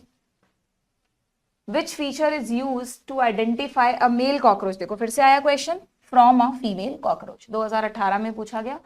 Which feature is used to identify a male cockroach from a female cockroach? तो बताओ, आंसर तुम्हें वैसे ही मिल जाएगा, ये रहा कॉडल स्टाइल। भाई इसमें तुम मेल कॉकरोच का फीचर चूज करोगे ना, फीमेल कॉकरोच का थोड़ा ना चूज करोगे, तुम्हें मेल को आइडेंटिफाई करना है, तो प्रेजेंस ऑफ स्टाइल। वैसे ये भी सही है कि भाई presence of a board shape sternum on the 9th, वैसे 9th गलत है, 7 to 9th पर होता है फीमेल कॉकरोच में, बट हमें फीमेल कॉकरोच को आइडेंटिफाई नहीं करना, हमें मेल को आइडेंटिफाई करना है। So that's why second. हर जगह जहां भी एनल स्टाइल होगा ना बच्चों, वहां एनल सर्काई भी मिलेगा। देखो इसमें कितना इजी चांस है गलत होने के। अब एनल स्टाइल को कॉडल स्टाइल कहते हैं, कुछ ही बच्चों को ध्यान रहता है, दिमाग में एनल स्टाइल बैठा हुआ है और दिख नहीं रहा है यार एनल स्टाइल कहाँ है, एनल सर्काई कर देते हैं, क्या पता गलत याद आ रहा हो। एंजाइटी में, फियर में ऐसे थॉट्स आते हैं हमारे मन में, फिर हम इसको टिक करके आ जाएंगे। इसलिए बहुत जरूरी है ध्यान से एकदम पेशेंस के साथ अपने EQ पे भी वर्क करो, है ना। IQ पे तो कर ही रहे हो, EQ इमोशनल क्वेश्चन तुम्हारा बहुत मैटर करता है, जो आजकल के बच्चों का बहुत वीक है ना, क्योंकि तो डांट नहीं पड़ी थोड़ी भी, ज्यादातर टीचर्स की, पेरेंट्स की, जिनको पढ़ी है अच्छी बात है, अब दिखना ज्यादा स्ट्रांग हो। ठीक, और जनरली इतनी सारी सुविधाएं तुम्हारे पास है कि तुम किसी भी अनफेवरेबल सिचुएशन के लिए इतनी इजीली रेडी नहीं हो पाते हो। तो जैसे ही थोड़ा सा भी क्वेश्चन में कुछ घुमा दिया, दिख नहीं रहा, और एकदम हाइपर से हो जाते हो और आते हुए गलती कर बैठते हो, है ना। So you have to work. कैसे करोगे? उसके लिए वही चीज कि थोड़ा सा हो सके तो योगा, मेडिटेशन वगैरह करा करो। ये कहीं ना कहीं स्टूडेंट लाइफ में बहुत यूजफुल है। ऐसे ही नहीं लिखा, हमारे जो भारतीय ग्रंथ हैं, वेद हैं, उनमें लिखा है ना कि योगा मेडिटेशन हर एज ग्रुप के लोगों के लिए अच्छा है, बट स्टूडेंट लाइफ के लिए तो बहुत स्पेशल है, because it increase your attention, your focus, your self control. ये सब सीख जाओगे तुम। अभी तक भी नहीं किया तो तुम्हारे पास अभी 2 महीने है ना एग्जाम में, तुम डेली सुबह या शाम जब भी तुम्हें टाइम मिले 15 मिनट मेडिटेट करने की आदत डाल लो। उसमें भी कोई टेक्निकल मेडिटेशन नहीं करना, बस आंख बंद करके आराम से फ्रेश एयर में बैठ जाना और कुछ भी एक चीज के बारे में सोचना, कोई अच्छी पॉजिटिव चीज जो तुम्हें पॉजिटिव एनर्जी देती है, नेचर, व्हाटएवर। टेंशन नहीं, पॉजिटिव चीज, है ना। 15 मिनट तक वही चीज दिमाग में सोचते सोचते तुम ऐसे फील करना कि तुम्हारे अंदर पॉजिटिव एनर्जी आ रही है, सिचुएशंस को डील करने के लिए तुम देखना केपेबल बन जाओगे। 2 महीने करके देख लो तुम, मेरा कहना मान के, ठीक है। देखना तुम एग्जाम में इसका बेनिफिट जरूर मिलेगा। ये देखो 2016 में क्वेश्चन है, in male cockroach sperms are stored in which part of the reproductive system. Male cockroach में स्पर्म कहाँ स्टोर होते हैं? तो मेल कॉकरोच में वो जो भी सेमिनल वेसाइकल बताया था मैंने तुम्हें मशरूम ग्लैंड के चारों तरफ, वो is the site of storage of sperm. उसके बाद तो इजैक्युलेटरी डक्ट से सीधा बाहर ही निकल जाएंगे। और अगर फीमेल कॉकरोच में पूछ ले तो फिर आंसर होगा स्पर्मेथिका, यानी स्पर्म्स मेल में भी स्टोर होते हैं, फीमेल में भी होते हैं। मेल में सेमिनल वेसाइकल में, फीमेल में जो स्पर्म का बैग देखा हमने स्पर्मेथिका में। ठीक है, clear. Next, Which feature is not present in Periplaneta americana? Not present, ठीक है। इनमें से क्या कॉकरोच में नहीं होता? वाह, बढ़िया क्वेश्चन बनाया है। Exoskeleton composed of N acetyl glucosamine, that is NAG, NAG NAG, है ना। कुछ बच्चों को पता ही नहीं होगा कि जो काइटिन है, जो कि एक पॉलीसैकेराइड है, मैं ये चीज तुम्हें वहां पढ़ाती हूँ बायोमोलिक्यूल में, कि chitin is a polysaccharide and it is a polymer of NAG. NAG एक तरह का कार्बोहाइड्रेट है, मॉडिफाइड शुगर है। नाग बार बार रिपीट होता है और उसके रिपीटिशन से जो पॉलीमर बनता है वही काइटिन है। तो ये गलत नहीं है बच्चों, नाग काइटिन ही बनाएगा, तो ये सही है। ठीक है, क्लियर। ये लिख लेना अपनी बुक में, chitin is a polymer of NAG and acetyl glucosamine. Then next कह रहा है कॉकरोच में मेटामेरिज्म होता है, भूल तो नहीं गए, एनिमल किंगडम में बताया था। वो कौन से 3 फाइलम है जहां मेटामेरिज्म होगा? अर्थवॉर्म की पूरी बॉडी में सेगमेंट्स हैं तो एनेलिडा, उसके जस्ट बाद आर्थ्रोपोडा और फिर हम कॉर्डेटा। ठीक है, देन ये कहाँ से आ गया मैम, शाइजोसिलोम कहाँ से आ गया? 2016 में दिया है तो ठीक है बता दूंगी, वैसे एनसीईआरटी में है नहीं। जब तुम, बहुत शॉर्ट में बताऊंगी, डिटेल में नहीं, जब हम एनिमल किंगडम में सीलोम के बारे में पढ़ते हैं तो हमने 3 तरह के एनिमल पढ़े थे। एसीलोमेट, यहाँ पे बता देती हूँ, 3 तरह के एनिमल पढ़े थे। एसीलोमेट जिनमें सीलोम है ही नहीं, फिर स्यूडोसीलोमेट, और फिर यूसीलोमेट या सिंपली सीलोमेट जिनमें ट्रू सीलोम होती है। ठीक है, अगर हम ट्रिप्लोब्लास्टिक एनिमल्स की बात करें जिनके पास तीनों लेयर्स हैं, एक्टोडर्म, मीजोडर्म, एंडोडर्म, लेकिन फिर भी सीलोम नहीं है, तो उसमें आता है प्लेटीहेल्मिन्थीस। स्यूडोसीलोम में हमेशा एस्कैरिस याद रखना है, यानी एस्केहेल्मिन्थीस। बाकी के जो बचे मतलब एनेलिडा से लेकर कॉर्डेटा तक, Annelida, Arthropoda, Mollusca, Echinodermata, Hemichordata and Chordata. ऐसे तुम्हें भी याद होना चाहिए बच्चों, एग्जाम तुम्हें देने जाना है, मुझे नहीं, मैं तो सिर्फ तुम्हें नॉलेज डिलीवर कर रही हूँ, फिर तुम कितनी रिटेन कर रहे हो तुम्हारे ऊपर है। ठीक है, तो ये जो है Annelida, Arthropoda, Mollusca, Echinodermata, hemi और कॉर्डेटा बच्चों, इन सबके पास ट्रू सीलोम है। इन सबके पास क्या है?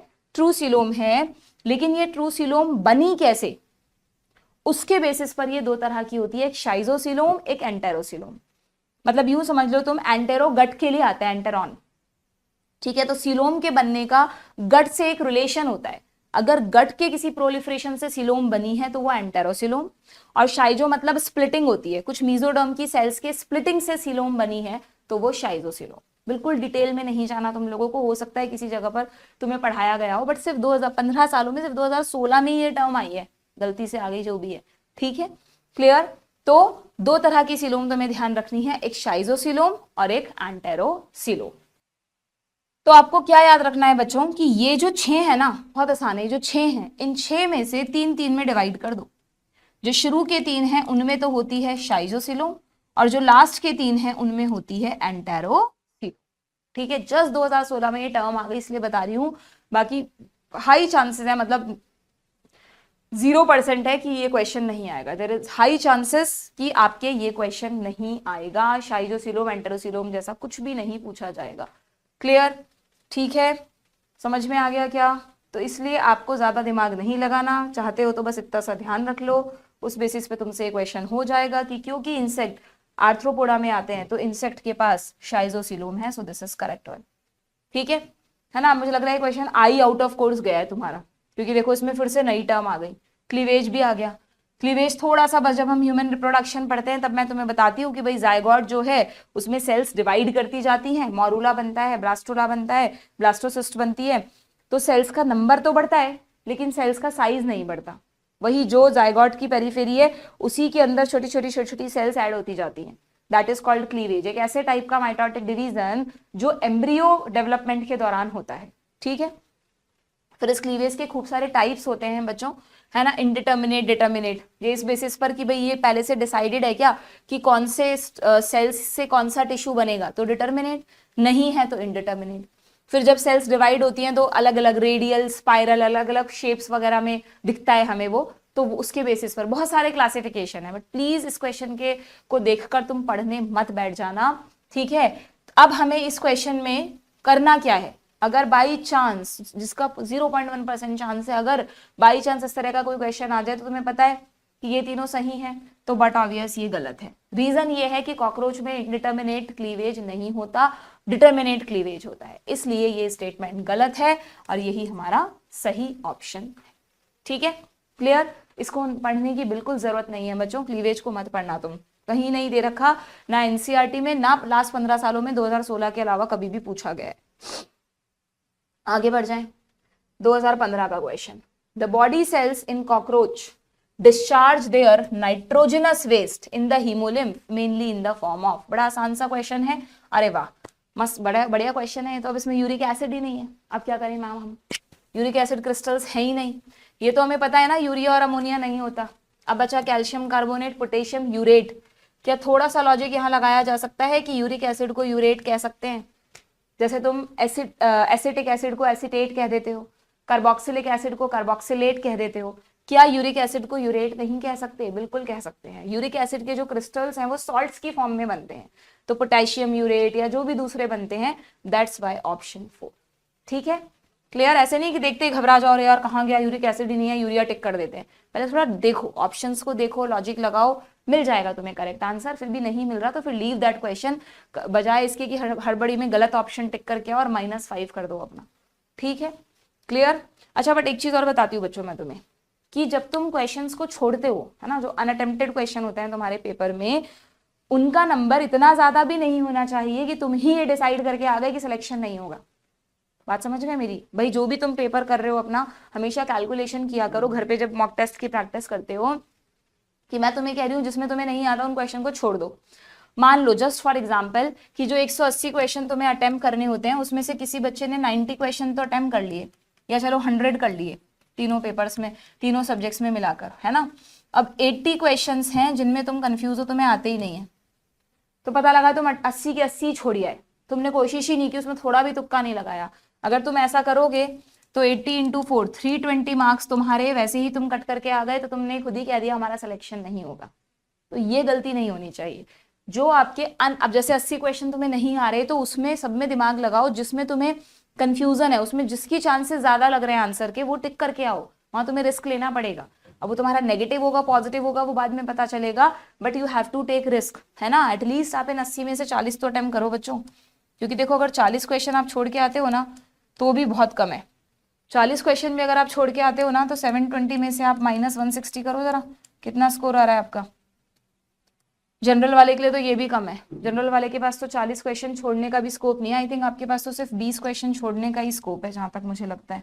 देखो अगर आप 20 क्वेश्चन छोड़ोगे, यानी 80 मार्क्स का पेपर आपने छोड़ दिया, तो यस, तब जाके आप कहीं थोड़ा बहुत खुद को सिक्योर कर पाओगे। फिर थोड़ी नेगेटिव मार्किंग वाली भी तो माइनस होंगे, नेगेटिव वाले भी तो, जो इनमें से जो सही जो तुमने अटेम्प्ट किए हैं उनमें से नेगेटिव वाले मान लो 20 गलत हो गए, -20 इतने होने नहीं चाहिए, तब जाके तुम कहीं सेफ साइड पे रहोगे, है ना। तो ये चीज कैलकुलेशन कैसे सीखोगे, वहां नीट में थोड़ा ना करने बैठोगे। जो घर पे मॉक टेस्ट अटेम्प्ट करते हो आप, इंस्टीट्यूट में देकर आते हो अपने, उनको एनालाइज किया करो कि कहीं हम इतने तो अनअटेम्प्ट नहीं कर रहे कि हमने डिसाइड कर दिया सिलेक्शन नहीं होगा। थोड़ा सा रिस्क लेना पड़ेगा, है ना। जितनी नॉलेज पक्की होती जाएगी उतना ही क्या होगा, उतना ही कॉन्फिडेंस आता जाएगा, क्वेश्चंस गलत नहीं होंगे। क्लियर? आगे बढ़े, next question. The terga, sterna and pleura of cockroach body are joined by। आ गया देखो क्वेश्चन। टर्गाइट, स्टर्नाइट एंड प्लूराइट किसको कहते हैं? लेटरली भी होती हैं ये प्लेट्स, ऐसे लेटरली, तो लेटरल प्लेट्स को प्लूराइड्स कहते हैं। दिया है क्या एनसीईआरटी में? लेटरल इन प्लेट्स को प्लूराइड्स कहते हैं, शायद नहीं दिए क्या ये टर्म, नहीं दिए बच्चों, कोई बात नहीं, चाहो तो लिख लेना, ठीक है। नहीं भी पता मान लो तुम्हें, तो तुम्हें ये तो पता है ना, टर्गा और स्टर्ना आपस में मेम्ब्रेन से जुड़े रहते हैं, अभी बताया था, that is arthrodial membrane, option 1। By chance किसी ने ये लाइन नहीं पढ़ी है तो वो नहीं कर पाएगा इस क्वेश्चन को, ठीक है। इसीलिए बोलते हैं एक्सपीरियंस टीचर्स से पढ़ लो, पढ़ लोगे तो तुम्हें बता देंगे वो अपनी एक्सपीरियंस के बेसिस पर कि यार क्या चीजें पूछी जाती हैं क्या नहीं पूछी जाती हैं, तुम्हारी प्रिपरेशन और पक्की हो जाएगी, ठीक। 2013, what external changes are visible after the last molting of a cockroach limb? yes, very important line, मैंने तुम्हें पढ़ाया भी था कि अगर हम कॉकरोच में लास्ट में रिप्रोडक्शन के बाद का डेवलपमेंट देखें, तो वैसे तो इंसेक्ट्स में हम लार्वल स्टेज यूज करते हैं, लार्वा बनाते हैं इंसेक्ट, जैसे बटरफ्लाई का लार्वा है कैटरपिलर। लार्वा मतलब एक ऐसी स्टेज जो एडल्ट एनिमल से अलग दिखती है। बटरफ्लाई बिल्कुल अलग तरह की होती है और लार्वा बिल्कुल अलग तरह का होता है, कोई उसको देखकर नहीं कह सकता ये बटरफ्लाई का बच्चा है ना। तो लार्वल स्टेज फ्रॉग में देख लो आप, टेडपोल फ्रॉग से कितना डिफर करता है। तो लार्वल स्टेज हमेशा क्या होती है, एडल्ट से दिखने में बहुत अलग होती है बच्चों, ठीक है। लेकिन और इंसेक्ट्स में लार्वा होता है, लार्वा से एडल्ट बनता है, दैट इज मेटामॉर्फोसिस। लेकिन कॉकरोच में, कॉकरोच एक इंसेक्ट है, फिर भी जो एग के बाद जो स्टेजेस बन रही हैं उनको लार्वा नहीं कहते, बल्कि उन स्टेजेस को निम्फ कहते हैं बच्चों। क्या कहते हैं? यहाँ पे लिखा हुआ है निम्फल स्टेज, NYMPH, क्योंकि तुम किचन में देखते ही होंगे जो छोटे छोटे से, कहीं ना कहीं कितनी भी सफाई रख लो थोड़े बहुत कॉकरोच कभी ना कभी आ ही जाते हैं। नहीं तो रात में देखना कभी तुम, जो छोटे छोटे से कॉकरोचेस होते हैं उनको देखकर तुम्हें बहुत आसानी से पता चल जाएगा हाँ ये कॉकरोच के ही बच्चे हैं, है ना। तो वो जो छोटे छोटे से स्टेजेस हैं वो कॉकरोच में लार्वा नहीं है, क्योंकि वो दिखने में बिल्कुल कॉकरोच की तरह है। निम्फल स्टेज की क्या खासियत है, they look very much like adult, इसलिए इनको लार्वा ना बोल के निम्फ बोल देते हैं, ठीक है। और ऐसी 13 ऐसे जो निम्फ हैं ये मोल्टिंग करते हैं बच्चों, अपनी स्किन को चेंज करते हैं ग्रोथ के दौरान। मोल्टिंग समझते हो ना, बताया मैंने तुम्हें, स्किन को चेंज करना, नई स्किन बनाते जाना, नई फॉर्म में आते जाना। तो ये 13 टाइम्स मोल्टिंग करते हैं तब जाके एडल्ट कॉकरोच बनता है। तो उसमें एक फीचर दे रखा है तुम्हारी बुक में कि जो next to last nymphal stage होती है, लास्ट से पहले वाली, उसमें विंग पैड्स होते हैं बट विंग नहीं होते। विंग पैड्स तो होते हैं जो स्ट्रक्चर विंग बनाएंगे, पर विंग्स नहीं होते, यानी कोई भी nymphal stage can not fly, सिर्फ एडल्ट कॉकरोच ही फ्लाई कर सकता है, ठीक है। समझ में आ गई बात। और इस तरह के निम्फल स्टेज के थ्रू जो डेवलपमेंट होता है ना बच्चों, एक टिपिकल सी टर्म है, you have to remember, this is called paurometabolous, sorry paurometabolous, ठीक है, पोरोमेटाबॉलस डेवलपमेंट कहते हैं इसको। तो आपको कॉकरोच में ये स्पेसिफिक टाइप का डेवलपमेंट ध्यान रखना है। तो ये वही पूछ रहा है कि what external changes are visible after the, नहीं बच्चों ये क्वेश्चन इस पर नहीं है, इस क्वेश्चन में अलग ही चीज पूछी है। इसमें पूछा है after the last moult of a cockroach nymph, जब निम्फ की लास्ट मोल्टिंग हो जाएगी, यानी ये कहना चाह रहा है जब एडल्ट कॉकरोच बन जाएगा तो आपको उसमें क्या एक्सटर्नल फीचर दिखेगा, इसमें से कौन सा फीचर है जो आपको एक्सटर्नली दिख जाएगा, ठीक है। तो देखें जरा, both forewings and hind wings develop, labium, mandible become harder, या एनल सर्काई। अब देखो ऐसा कुछ दे तो रखा नहीं तुम्हारी एनसीईआरटी में, बट मुझे विंग्स के जो पॉइंट हमने पढ़ा उसके बेसिस पे मुझे विंग्स वाला पॉइंट सही लग रहा है कि हम कैसे पहचानेंगे कि निम्फ अब एडल्ट में बदल चुका है, क्योंकि निम्फ तक हमें विंग्स नहीं दिखते, सिर्फ विंग पैड्स दिखते हैं, बट एडल्ट में हमें विंग्स भी दिखेंगे। तो I will go with option 1, ठीक है, क्लियर। आगे बढ़े, 2013 में क्या क्वेश्चन आया, select the correct option with respect to cockroach, correct option बताना है आपको, ठीक है, बताते हैं भाई। With respect to cockroach, malpighian tubule convert nitrogenous waste into urea, जल्दीबाजी में गड़बड़ नहीं कर देना, यूरिक एसिड बनता है कॉकरोच में, यूरिया नहीं। Male bear short anal style not present in female, बिल्कुल ठीक है, मेल्स में एनल स्टाइल होता है जो कि फीमेल में नहीं होता। Nervous system comprises of a dorsal nerve cord, क्या कॉकरोच में डॉर्सल नर्व कॉर्ड होता है, नहीं, डॉर्सल हमारे पास है, तो कॉकरोच में वेंट्रल, तो ये गलत हो गया, ठीक है। ये सही है बच्चों, 10 पेयर ऑफ गैंग्लिया दिया है ना, 10 था 9 था, एक बार कंफर्म कर लेते हैं। कॉकरोच के नर्वस सिस्टम में कितने गैंग्लिया होते हैं, कॉकरोच के नर्वस सिस्टम में nervous system consists a series of fused segmentally arranged ganglia, 3 ganglia lie in thorax and 6 in abdomen, yes 3 plus 6 9 होते हैं बच्चों, ठीक है, 9 होते हैं उस वाले में, पूरे में सिर्फ नर्व कॉर्ड की बात करी, उसके अलावा एडिशनली सुप्रा इसोफेजियल गैंग्लियन वगैरह होते हैं, लेक्चर में पढ़ा रखा है, प्लीज एक बार देख लेना अगर तुम चाहो तो, वरना कुछ खास जरूरी नहीं है। तो ये गलत हो गया। द 4 विंग्स आर टेगमिना, सही है, बिल्कुल ठीक है। Which are used in flight, गलत हो गया। टेगमिना सिर्फ प्रोटेक्शन के लिए होते हैं, हार्ड लेदरी टफ होते हैं, टेगमिना टफ, ऐसे याद कर लो। तो हमें करेक्ट बताना था क्या, ये रहा ऑप्शन 2। नहीं भी पता, हमें सब याद नहीं आ रहा, पर ये तो हमें डेफिनेटली पता है कि we are right. Then which is one of the path followed by air, ये कहां से आ गया, फॉलोड बाय एयर और ऑक्सीजन, अच्छा, during respiration in male cockroach as it enter the body. यहां पर कॉकरोच के रेस्पिरेटरी सिस्टम से रिलेटेड है क्वेश्चन, वही रह गया था बस रिवाइज करने से। अगर हम कॉकरोच के रेस्पिरेटरी सिस्टम की बात करें बच्चों, तो मैंने अभी आपको कहा था ना कि कॉकरोच के पास जो उसकी बॉडी में लेटरली ऐसे स्पाइरेकल्स होते हैं, पेयर्ड। तो एक तो कितने स्पाइरेकल्स होते हैं याद रखना, 10 पेयर, ठीक है। अब स्पाइरेकल्स बिल्कुल हमारे नॉस्ट्रल्स की तरह होते हैं, ओपनिंग्स होती हैं, स्फिंक्टर्स भी रहते हैं, खुलते बंद होते रहते हैं, उनसे एयर अंदर जाती है, ठीक है।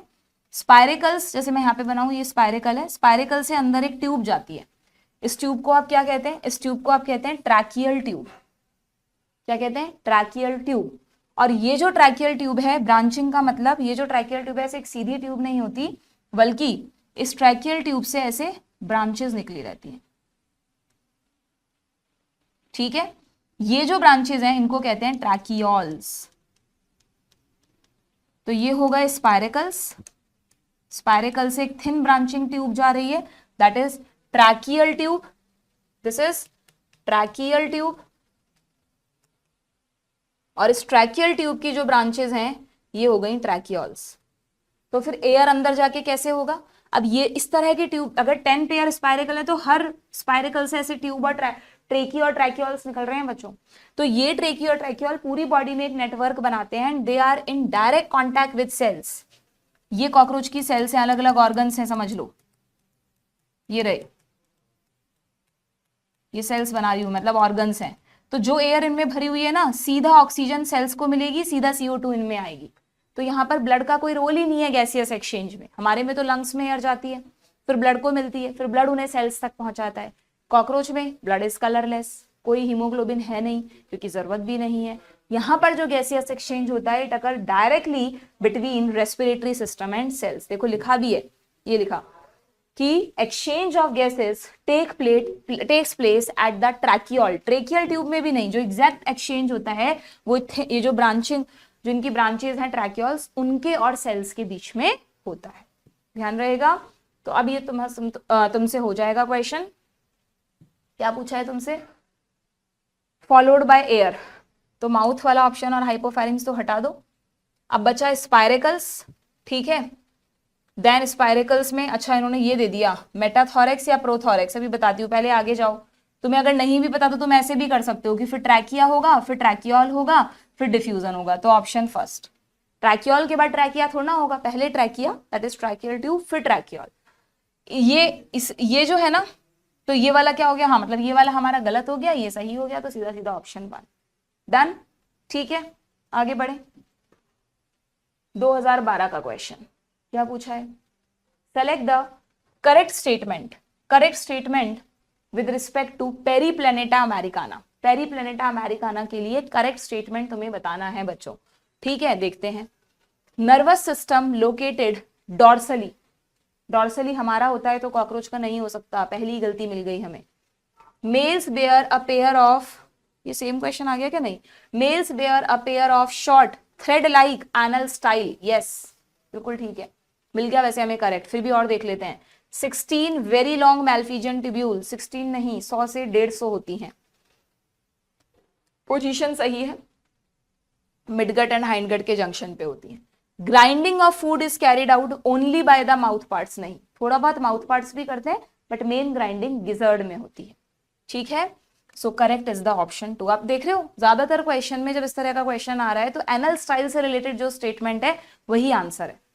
इसलिए आपको बार बार कह रही हूं कि कुछ ना भी पढ़ो तो तुम्हें कॉकरोच में एनल स्टाइल और एनल सर्काई की नॉलेज तो होनी चाहिए, ठीक। Which happens in the common cockroach, ठीक है भाई। Malpighian tubule are excretory organs projecting out from the colon, colon से बाहर की तरफ निकली रहती है क्या, इलियम कोलन रेक्टम, वैसे एग्जैक्ट तो इलियम के पास होती है बट ठीक है, एक बार हम इस पे क्वेश्चन मार्क लगा देते हैं, ठीक।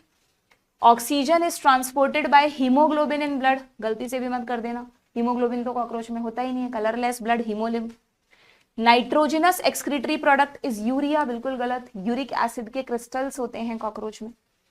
फूड इज ग्राउंड, मतलब वही grind by mandible and gizzard, जो फूड की ग्राइंडिंग होती है वो मेंडिबल माउथ पार्ट में है एंड गिजर्ड से होती है, ये बिल्कुल ठीक है। यानी हमको करेक्ट बताना है तो यस यही सही है, ये वाला गलत हो गया क्योंकि जो मैल्फिजियन ट्यूब्यूल है वो कोलन से नहीं, या तो बोलो इलियम से निकलती है या बोलो मिडगट एंड हाइंडगट के जंक्शन से प्रोजेक्टेड रहती है, ठीक है। So option 4 is the correct one, ठीक है। ये हो गए बच्चों आपके कॉकरोच के क्वेश्चंस कंप्लीट, ठीक, क्लियर। तो यहाँ पे आई थिंक कॉकरोच हमारा पूरा रिवाइज हो गया कि एक बार देख लें हम सारे पॉइंट्स हमने कर लिए क्या। कॉकरोच की मॉर्फोलॉजी में मैंने तुम्हें मेन पॉइंट सारे बता दिए, यस। देन ये बच्चों यहाँ पर एक पॉइंट है, एक वर्ड लिखा है प्रोनोटम, इसको जरा देख लेना एक बार। इसमें है ना ये प्रोनोटम है क्या एक्चुअली में, ये अब ये यहाँ पे वैसे तो प्रोथोरेक्स लिखा होना चाहिए था क्योंकि ये मीजोथोरेक्स है, ये मेटाथोरेक्स है। प्रोनोटम क्या होता है, मैंने तुम्हें कहा ना कि कॉकरोच के ऊपर प्लेट्स होती हैं काइटिन की बनी हुई, तो जो फर्स्ट प्लेट होती है ना उसको प्रोनोटम कहते हैं। What is pronotum, pronotum is a first chitinous plate. और ये प्रोनोटम, ये कॉकरोच का इतना सा हेड नहीं होता, काफी बड़ा सा होता है। अभी इस वाले डायग्राम में देखा ना तुमने, यहाँ पे देखो ये ट्राइंगुलर सा इतना बड़ा हेड होता है कॉकरोच का, तुम्हें सिर्फ इतना सा दिख रहा है जब तुम ऊपर से देखोगे कॉकरोच को। क्यों? क्योंकि हेड पूरा छुपा रखा है इस प्रोनोटम ने। ये प्रोनोटम एक तो हेड को कवर करके रखती है और जो प्रोथॉरेक्स है उसको भी थोड़ा कवर करके रखती है, इसलिए यहाँ पे प्रोथॉरेक्स तुम्हें दिखाया नहीं, सीधा प्रोनोटम दिखा दी। ठीक है, तो what is pronotum? Just remember it is a first plate जिसने हेड को छुपा रखा है और प्रोथॉरेक्स को भी छुपा रखा है अपने अंदर। ठीक है, बाकी पॉइंट्स तो मैंने तुम्हें इसमें बता ही दिए थे। ओके, और भी अगर तुम्हें कॉकरोच डिटेल में पढ़ना है, मेरा लेक्चर है, प्लीज वहां से देख लेना। बस बाकी जिनके पास टाइम नहीं है वो मत टाइम वेस्ट करो, मैंने जो भी इंपॉर्टेंट पॉइंट्स थे वो यहाँ बता दिए हैं। ठीक है, हेड में एंटीना का क्या फंक्शन है बताया था। एंटीना सेंसरी है, ये मॉनिटरिंग करता है। आपने देखा होगा कॉकरोच आगे बढ़ने से पहले अपने दोनों एंटीनास को हिला के देख लेता है, भाई सेफ तो है ना, आगे कोई खतरा तो नहीं है, तो वो सेंस करता है चीजों को with the help of antenna. ठीक है, ये देखो ये रहे इसके दो एंटीनास। ये ऐसे एंटीनास ना हेड में यहाँ पर ऐसे सॉकेट होता है, मेम्ब्रेनस सॉकेट होता है, उसमें लगे रहते हैं, इधर भी और उधर भी, वन पेयर। ये बता ही दिया मैंने तुम्हें। हाँ, आईज से रिलेटेड एक इंपॉर्टेंट पॉइंट और बता देती हूँ, अभी आ रहे हैं हम वहीं पर। ठीक है, ये सब मैं कुछ भी डिटेल में नहीं जा रही हूँ इसमें। विंग्स बता दिए मैंने तुम्हें। ठीक है, माउथ पार्ट्स हो गए, रेस्पिरेटरी हो गया, सर्कुलेटरी सिस्टम हमने साथ अलग से नहीं पढ़ा, बट साथ में हमारा पूरा रिवाइज हो गया। कॉकरोच में ओपन टाइप का होता है, यानी ब्लड वेसल्स नहीं है, ब्लड सीलोम में भरा हुआ है, हीमोसील। कलरलेस ब्लड है, haemolymph. Colourless plasma, blood cells को हीमोसाइट्स कहते हैं, कोई आरबीसी डब्ल्यूबीसी नहीं होती, सिंपली हीमोसाइट्स होती हैं। हाँ, एक और इंटरेस्टिंग फीचर, कॉकरोच में ओपन सर्कुलेटरी सिस्टम है, यानी ब्लड वेसल्स नहीं है। हार्ट तो है कॉकरोच के पास, और देखो कॉकरोच के पास कितना लंबा हार्ट है। Cockroach has a long elongated muscular tube, ये ट्यूब इसकी हार्ट ही है ये इसका। ठीक है, जिसमें 13 चेम्बर्स होते हैं बच्चों, कॉकरोच के हार्ट में 13 चेम्बर्स होते हैं, ये सब चैम्बर है इसके। ओके, उन चैम्बर्स को कॉन्ट्रैक्ट रिलैक्स करने के लिए एलरी मसल्स होती हैं, है ना। जैसे ये हीमोसील है, यहाँ पर मैंने तुम्हें पढ़ाते वक्त बताया है कि जैसे अगर ये एक चैम्बर है मान लो, तो इसमें ना इस तरह से ऐसे नहीं, मैंने तुम्हें पढ़ाते वक्त बताया, लेक्चर में बताया है कि ये मान लो एक चैम्बर है, अब दूसरा चैम्बर कैसे होगा, ऐसे, लाइक दिस। ठीक है, तो ये एक होल है एक तरह से, ऐसे सब में होता है। इनको ये छोटे छोटे होल है, इनको कहते हैं ऑस्टिया। ये रहे ऑस्टिया। ऑस्टिया कहाँ पढ़ते हो तुम? ऑस्टिया एंड ऑस्टियोलम स्पॉन्जेस में, है ना। तो ये भी ऑस्टिया हैं। तो कॉकरोच में होता क्या है बच्चों, जो पूरी बॉडी में हमने कहा ना पूरी सीलोम में ब्लड भरा हुआ है, तो ब्लड इन ऑस्टिया के थ्रू, यहाँ पे मान लो ये सब ब्लड है, ब्लड इन ऑस्टिया के थ्रू चैम्बर्स में एंटर करता है, चैम्बर्स में एंटर करता है और ऊपर की तरफ जाता है ब्लड, ऐसे यहाँ से एंटर करते करते ऊपर की तरफ बढ़ रहा है, और सबसे लास्ट में जो लास्ट चैम्बर है उससे एक ब्लड वेसल निकल रही है, दैट इज एंटीरियर एओर्टा। पूरी बॉडी में नेटवर्क नहीं है ब्लड वेसल का, बट एक ऊपर की तरफ थोड़ा पाइप जा रहा है जिसको कहते हैं एंटीरियर एओर्टा। तो जो ब्लड है वो ऐसे ऊपर जाते जाते एंटीरियर एओर्टा से निकलकर वापस पूरे सीलोम में भर जाता है। सीलोम से ब्लड ऑस्टिया के थ्रू गया चैम्बर्स में, चैम्बर से ऊपर की तरफ गया एंटीरियर एओर्टा में, और एंटीरियर एओर्टा से वापस आ गया सीलोम में। ये कॉकरोच का ब्लड फ्लो है। ठीक है, सीलोम मतलब साइनस, ब्लड साइनसेस भी कह सकते हो आप। भाई ऐसा तो है नहीं कि पूरा स्विमिंग पूल की तरह खाली पड़ी है बॉडी अंदर से कॉकरोच की, पूरी बॉडी में ऑर्गन्स है ना, तो ऑर्गन्स की वजह से जो वो खाली कैविटी है वो छोटे छोटे स्पेसेस में डिवाइडेड है, उन स्पेसेस को, उन कैविटीज को साइनस कहते हैं।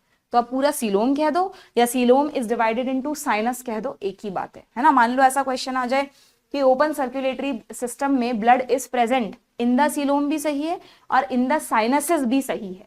ठीक है, because sinus is a part of blood coelom body cavity. Respiratory बता ही दिया, एक्सक्रीटरी हो गया, नर्वस हो गया। हाँ, ये रहा वो आई वाला पॉइंट। कॉकरोच में जो मेन विजन है वो कंपाउंड आईज के थ्रू होता है, ना कि सिंपल आईज के थ्रू। Why it is called compound I?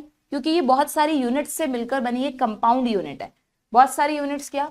Cockroach की एक आई में 2 कंपाउंड आई होती है, एक आई में 2000 हेक्सागोनल शेप के ओमेटिडिया होते हैं बच्चों। ऐसे एक आई में 2000 ओमेटिडिया होते हैं।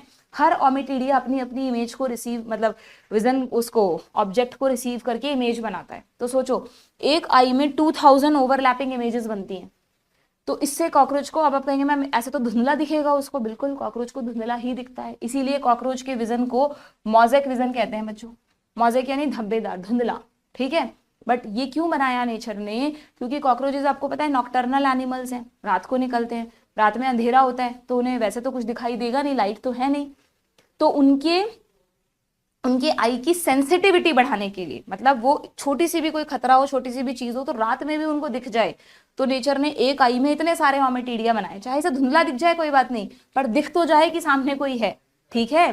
तो इसलिए कॉकरोच की जो इमेज, ये जो विजन है, इट इज हाईली सेंसिटिव, इसमें सेंसिटिविटी बहुत अच्छी होती है, लेकिन धुंधला है, यानी रिजोल्यूशन इसका बहुत बेकार है। जैसे आप बोलते हैं ना वीडियो का रिजोल्यूशन अच्छा नहीं है, HD वीडियो नहीं है ये, तो वैसे तो रिजोल्यूशन क्योंकि धुंधला दिख रहा है तो resolution is less, but sensitivity क्योंकि 2000 ओमेटिडिया है, अगर किसी से छूट भी गई इमेज बनानी तो कोई तो बना ही देगा, तो sensitivity is very high but resolution is very less. रटना नहीं है, समझ के पढ़ना है। That's why it is called mosaic vision को नॉक्टर्नल विजन कहते हैं, ठीक। रिप्रोडक्टिव सिस्टम मैंने तुम्हें बीच बीच में पॉइंट्स कराते कराते सारी चीजें बता दी, कोई पॉइंट ऐसा नहीं है जो रहा है, ठीक है, ये बता दिया। Development, that's it.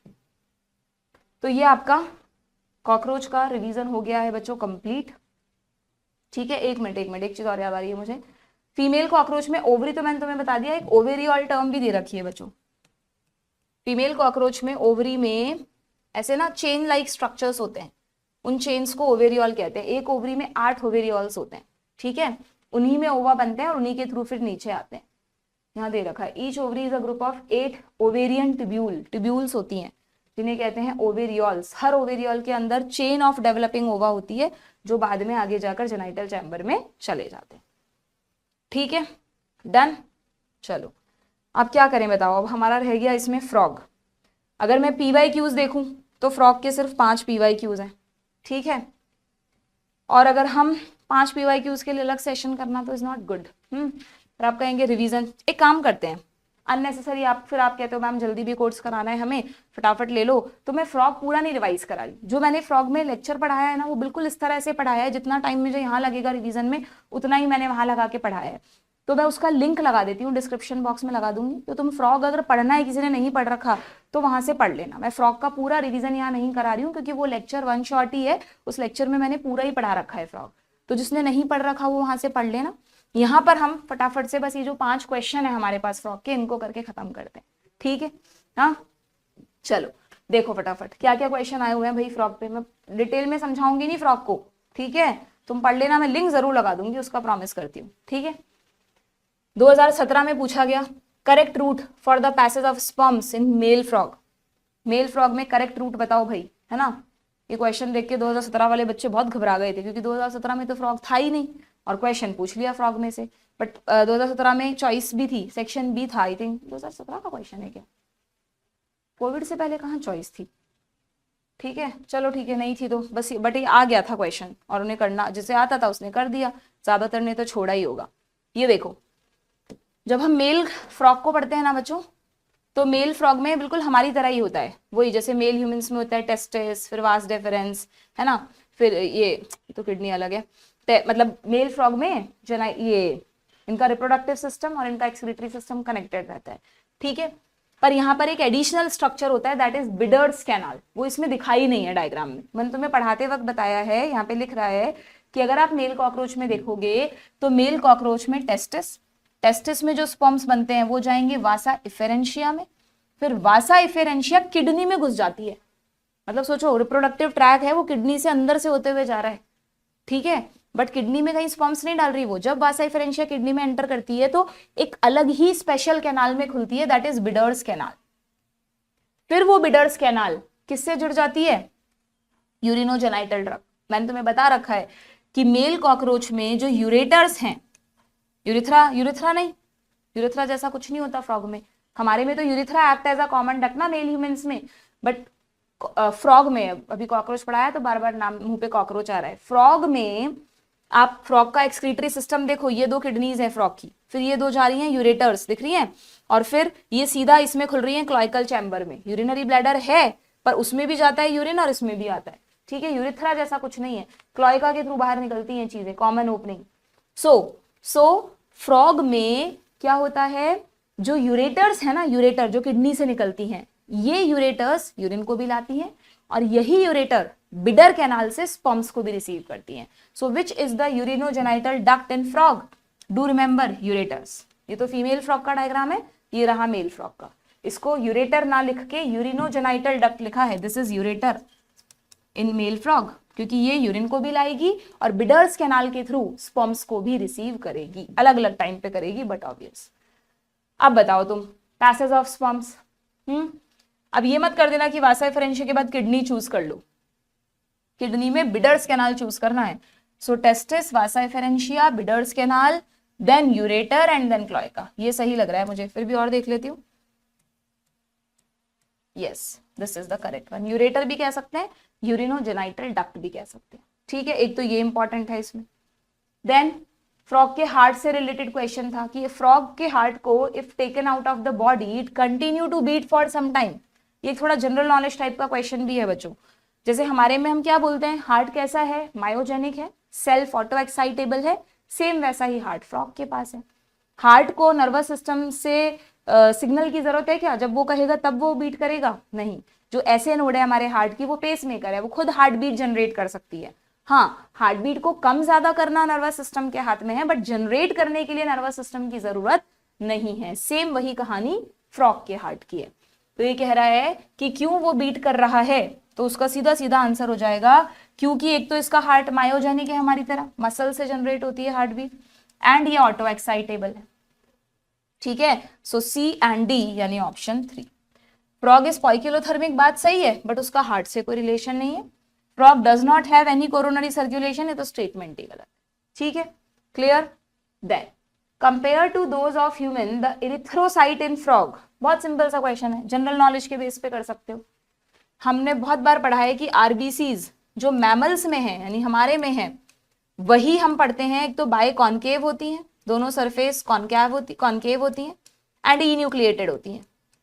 Mature RBC में न्यूक्लियस गायब हो जाता है। बाकी सबकी आरबीसीज कैसी हैं? न्यूक्लिएटेड हैं, बाय कॉन्वेक्स हैं, उभरी हुई है उनकी सरफेस। तो बस वही पूछ लिया कि फ्रॉग की आरबीसीज कैसी होती हैं, तो न्यूक्लिएटेड है और साथ में एक ये दे दिया विद हीमोग्लोबिन या विदाउट हीमोग्लोबिन, तो गड़बड़ मत कर देना, कॉकरोच के साथ मिक्स कर दो। फ्रॉग तो कॉर्डेट है, कॉर्डेट में तो रेड ब्लड होता है बच्चों सभी में, ठीक है। तो फ्रॉग में रेड ब्लड होता है, it is with haemoglobin, okay. Option 2 close circulatory system, वही सेम हमारी तरह। Frog differ from human in possessing, 2011 में पूछा था। इनमें से कौन सा फीचर है जो फ्रॉग में है ह्यूमंस में नहीं है? देखते हैं।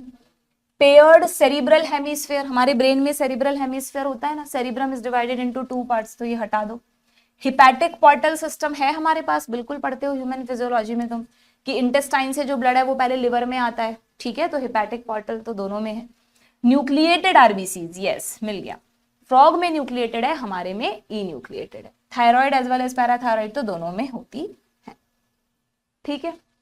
यूरेटस एक्ट एज यूरिनोजेनाइटल डक्ट, 2011 में पूछा है, अभी अभी पढ़ा है हमने। मेल फ्रॉग, बोथ मत कर देना, फीमेल फ्रॉग में अलग अलग है, एक्सक्रीटरी अलग है, रिप्रोडक्टिव अलग है। एंड लास्ट क्वेश्चन फ्रॉग का, कहेंगे मैम फ्रॉग तो आपने बहुत जल्दबाजी में खत्म कर दिया है ना बच्चों, कहीं कहीं तो मुझे ऐसे खींचना पड़ेगा ना, बताओ तुम। अब फ्रॉग का वन शॉट मैंने पूरा लेक्चर में पढ़ा रखा है, तो एक बार वहां से पढ़ लेना, ठीक है। सो क्या क्वेश्चन है? A to D, select the correct option. अच्छा ठीक है, ट्रू फॉल्स बताना है। On dry land it would die due to lack of oxygen, Rana tigrina frog का साइंटिफिक नेम है। कह रहा है कि फ्रॉग जो है वो ड्राई लैंड पे मर जाता है if its mouth is forcibly kept closed for a few days. अगर हम फ्रॉग के माउथ को ऐसे दबा दें तो फ्रॉग मर जाएगा। तो उसके लिए आपको ये पता होना चाहिए कि फ्रॉग रेस्पिरेशन कैसे करता है। पढ़ा है क्या हमने? फ्रॉग सिर्फ नॉस्ट्रल और माउथ से रेस्पिरेशन नहीं करता। फ्रॉग में मेन जो रेस्पिरेटरी ऑर्गन है बच्चों उसकी स्किन है। फ्रॉग में जो रेस्पिरेशन होता है, ये लिख रहा देखो, ऑन लैंड बकल कैविटी से होता है, ठीक है, स्किन से होता है, लंग्स से होता है, ठीक है। हालांकि लंग्स के में तो जो एयर जाएगी वो नॉस्ट्रल और बकल कैविटी के थ्रू ही जाएगी, बट स्किन से भी होता है। तो अगर हम फ्रॉग के माउथ को दबा भी देंगे तो वो मरेगा नहीं, मुझे तो यही लगता है, स्किन से कर लेगा। फ्यू डेज लिखा है तो एक बार मैं इस पे क्वेश्चन मार्क रख रही हूँ, ठीक है। 4 चैम्बर्ड हार्ट है क्या फ्रॉग में? फ्रॉग इज एम्फीबियन, एम्फीबियन में 3 चैम्बर्ड हार्ट होता है, गलत, ये फॉल्स है। On dry land it turn uricotelic from ureotelic, नहीं बच्चों, हमेशा ध्यान रखना कि वैसे तो फ्रॉग एम्फीबियन है, लैंड और पानी दोनों में रहता है, लेकिन फ्रॉग हमारी तरह यूरियोटैलिक है, यूरिया बनाता है। हाँ, जो फ्रॉग का लार्वा है ना टेडपोल, जो सिर्फ पानी में रहता है, वो अमोनोटैलिक है, बट फ्रॉग तो हमारी तरह यूरियो, देखो किडनी विडनी सब देखी ना आपने, तो बिल्कुल हमारे जैसा एक्सक्रीटरी सिस्टम, तो ये गलत है, false. Its life history is carried out in pond water. हाँ ठीक है, कैसे मतलब कैसे क्वेश्चन बनाते थे ना 2010-11 में, कुछ क्वेश्चन तो मुझे समझ में ही नहीं आते थे कि क्या लिख रहे हैं। हाँ ठीक है, life history is carried out in pond water, but वही है, फिर बच्चा कंफ्यूज जाएगा, मैम सिर्फ पॉन्ड वाटर में थोड़ा होता है, वो लैंड पे भी रहता है ना, पर ये कहना चाह रहा है कि पॉन्ड वाटर के आसपास ही होती है उसकी पूरी लाइफ हिस्ट्री, तो ये ट्रू मानेंगे हम, ठीक है। अब ये तो हमें पक्का पता है ना दोनों फॉल्स हैं, और देखो दोनों फॉल्स एक ही ऑप्शन में है, तो फिर ये ट्रू हो जाएगा, और ये भी ट्रू हो जाएगा। अच्छा, तो फिर ये ट्रू है बच्चों कि ड्राई लैंड पे it would die due to lack of oxygen if its mouth for few days, क्योंकि बहुत दिन तक आपने इसका माउथ बंद रखा है ना, तो शायद उतनी इनफ ऑक्सीजन इसको नहीं मिल पाएगी स्किन से जितनी मिलनी चाहिए, सो इट वुड डाई। तो ये भी ट्रू है, so we go with option 1। हमने सिर्फ कैसे निकाला, इन दोनों के बेसिस पर। इसीलिए कह रही हूँ कि बहुत सारे बच्चे ऐसे क्वेश्चंस देखकर सोचने बैठ जाते हैं कि मैम आउट ऑफ एनसीईआरटी भी पढ़ना पड़ेगा, बाहर से भी चीजें पूछी जाती हैं। बाहर से नहीं पूछी जाती हैं, आपका लॉजिक चेक किया जाता है कि जो लिमिटेड नॉलेज आपको है, क्या उसके बेसिस पर आप उस क्वेश्चन को कर सकते हैं। और आप ज्यादातर क्वेश्चन देखो, मैं तुम्हें करवाती हूँ, कहीं ना कहीं से हमें हिंट मिल ही जाती है जो चीज हमने पढ़ी होती है। कोई इक्का दुक्का कभी कभार आ जाता है, उसके लिए आपको अपना टाइम वेस्ट करने की जरूरत नहीं है। 90 में से 88-89 क्वेश्चंस भी तुम कॉन्फिडेंटली सही करके आ जाओ, तुम्हारा सिलेक्शन वैसे ही हो जाएगा। फिजिक्स केमिस्ट्री तो करनी पड़ेगी, मतलब बायो, ठीक है ना। तो प्लीज वो जो एक या दो question by chance out of NCERT आने वाला है, उसमें अपनी एनर्जी मत लगाओ।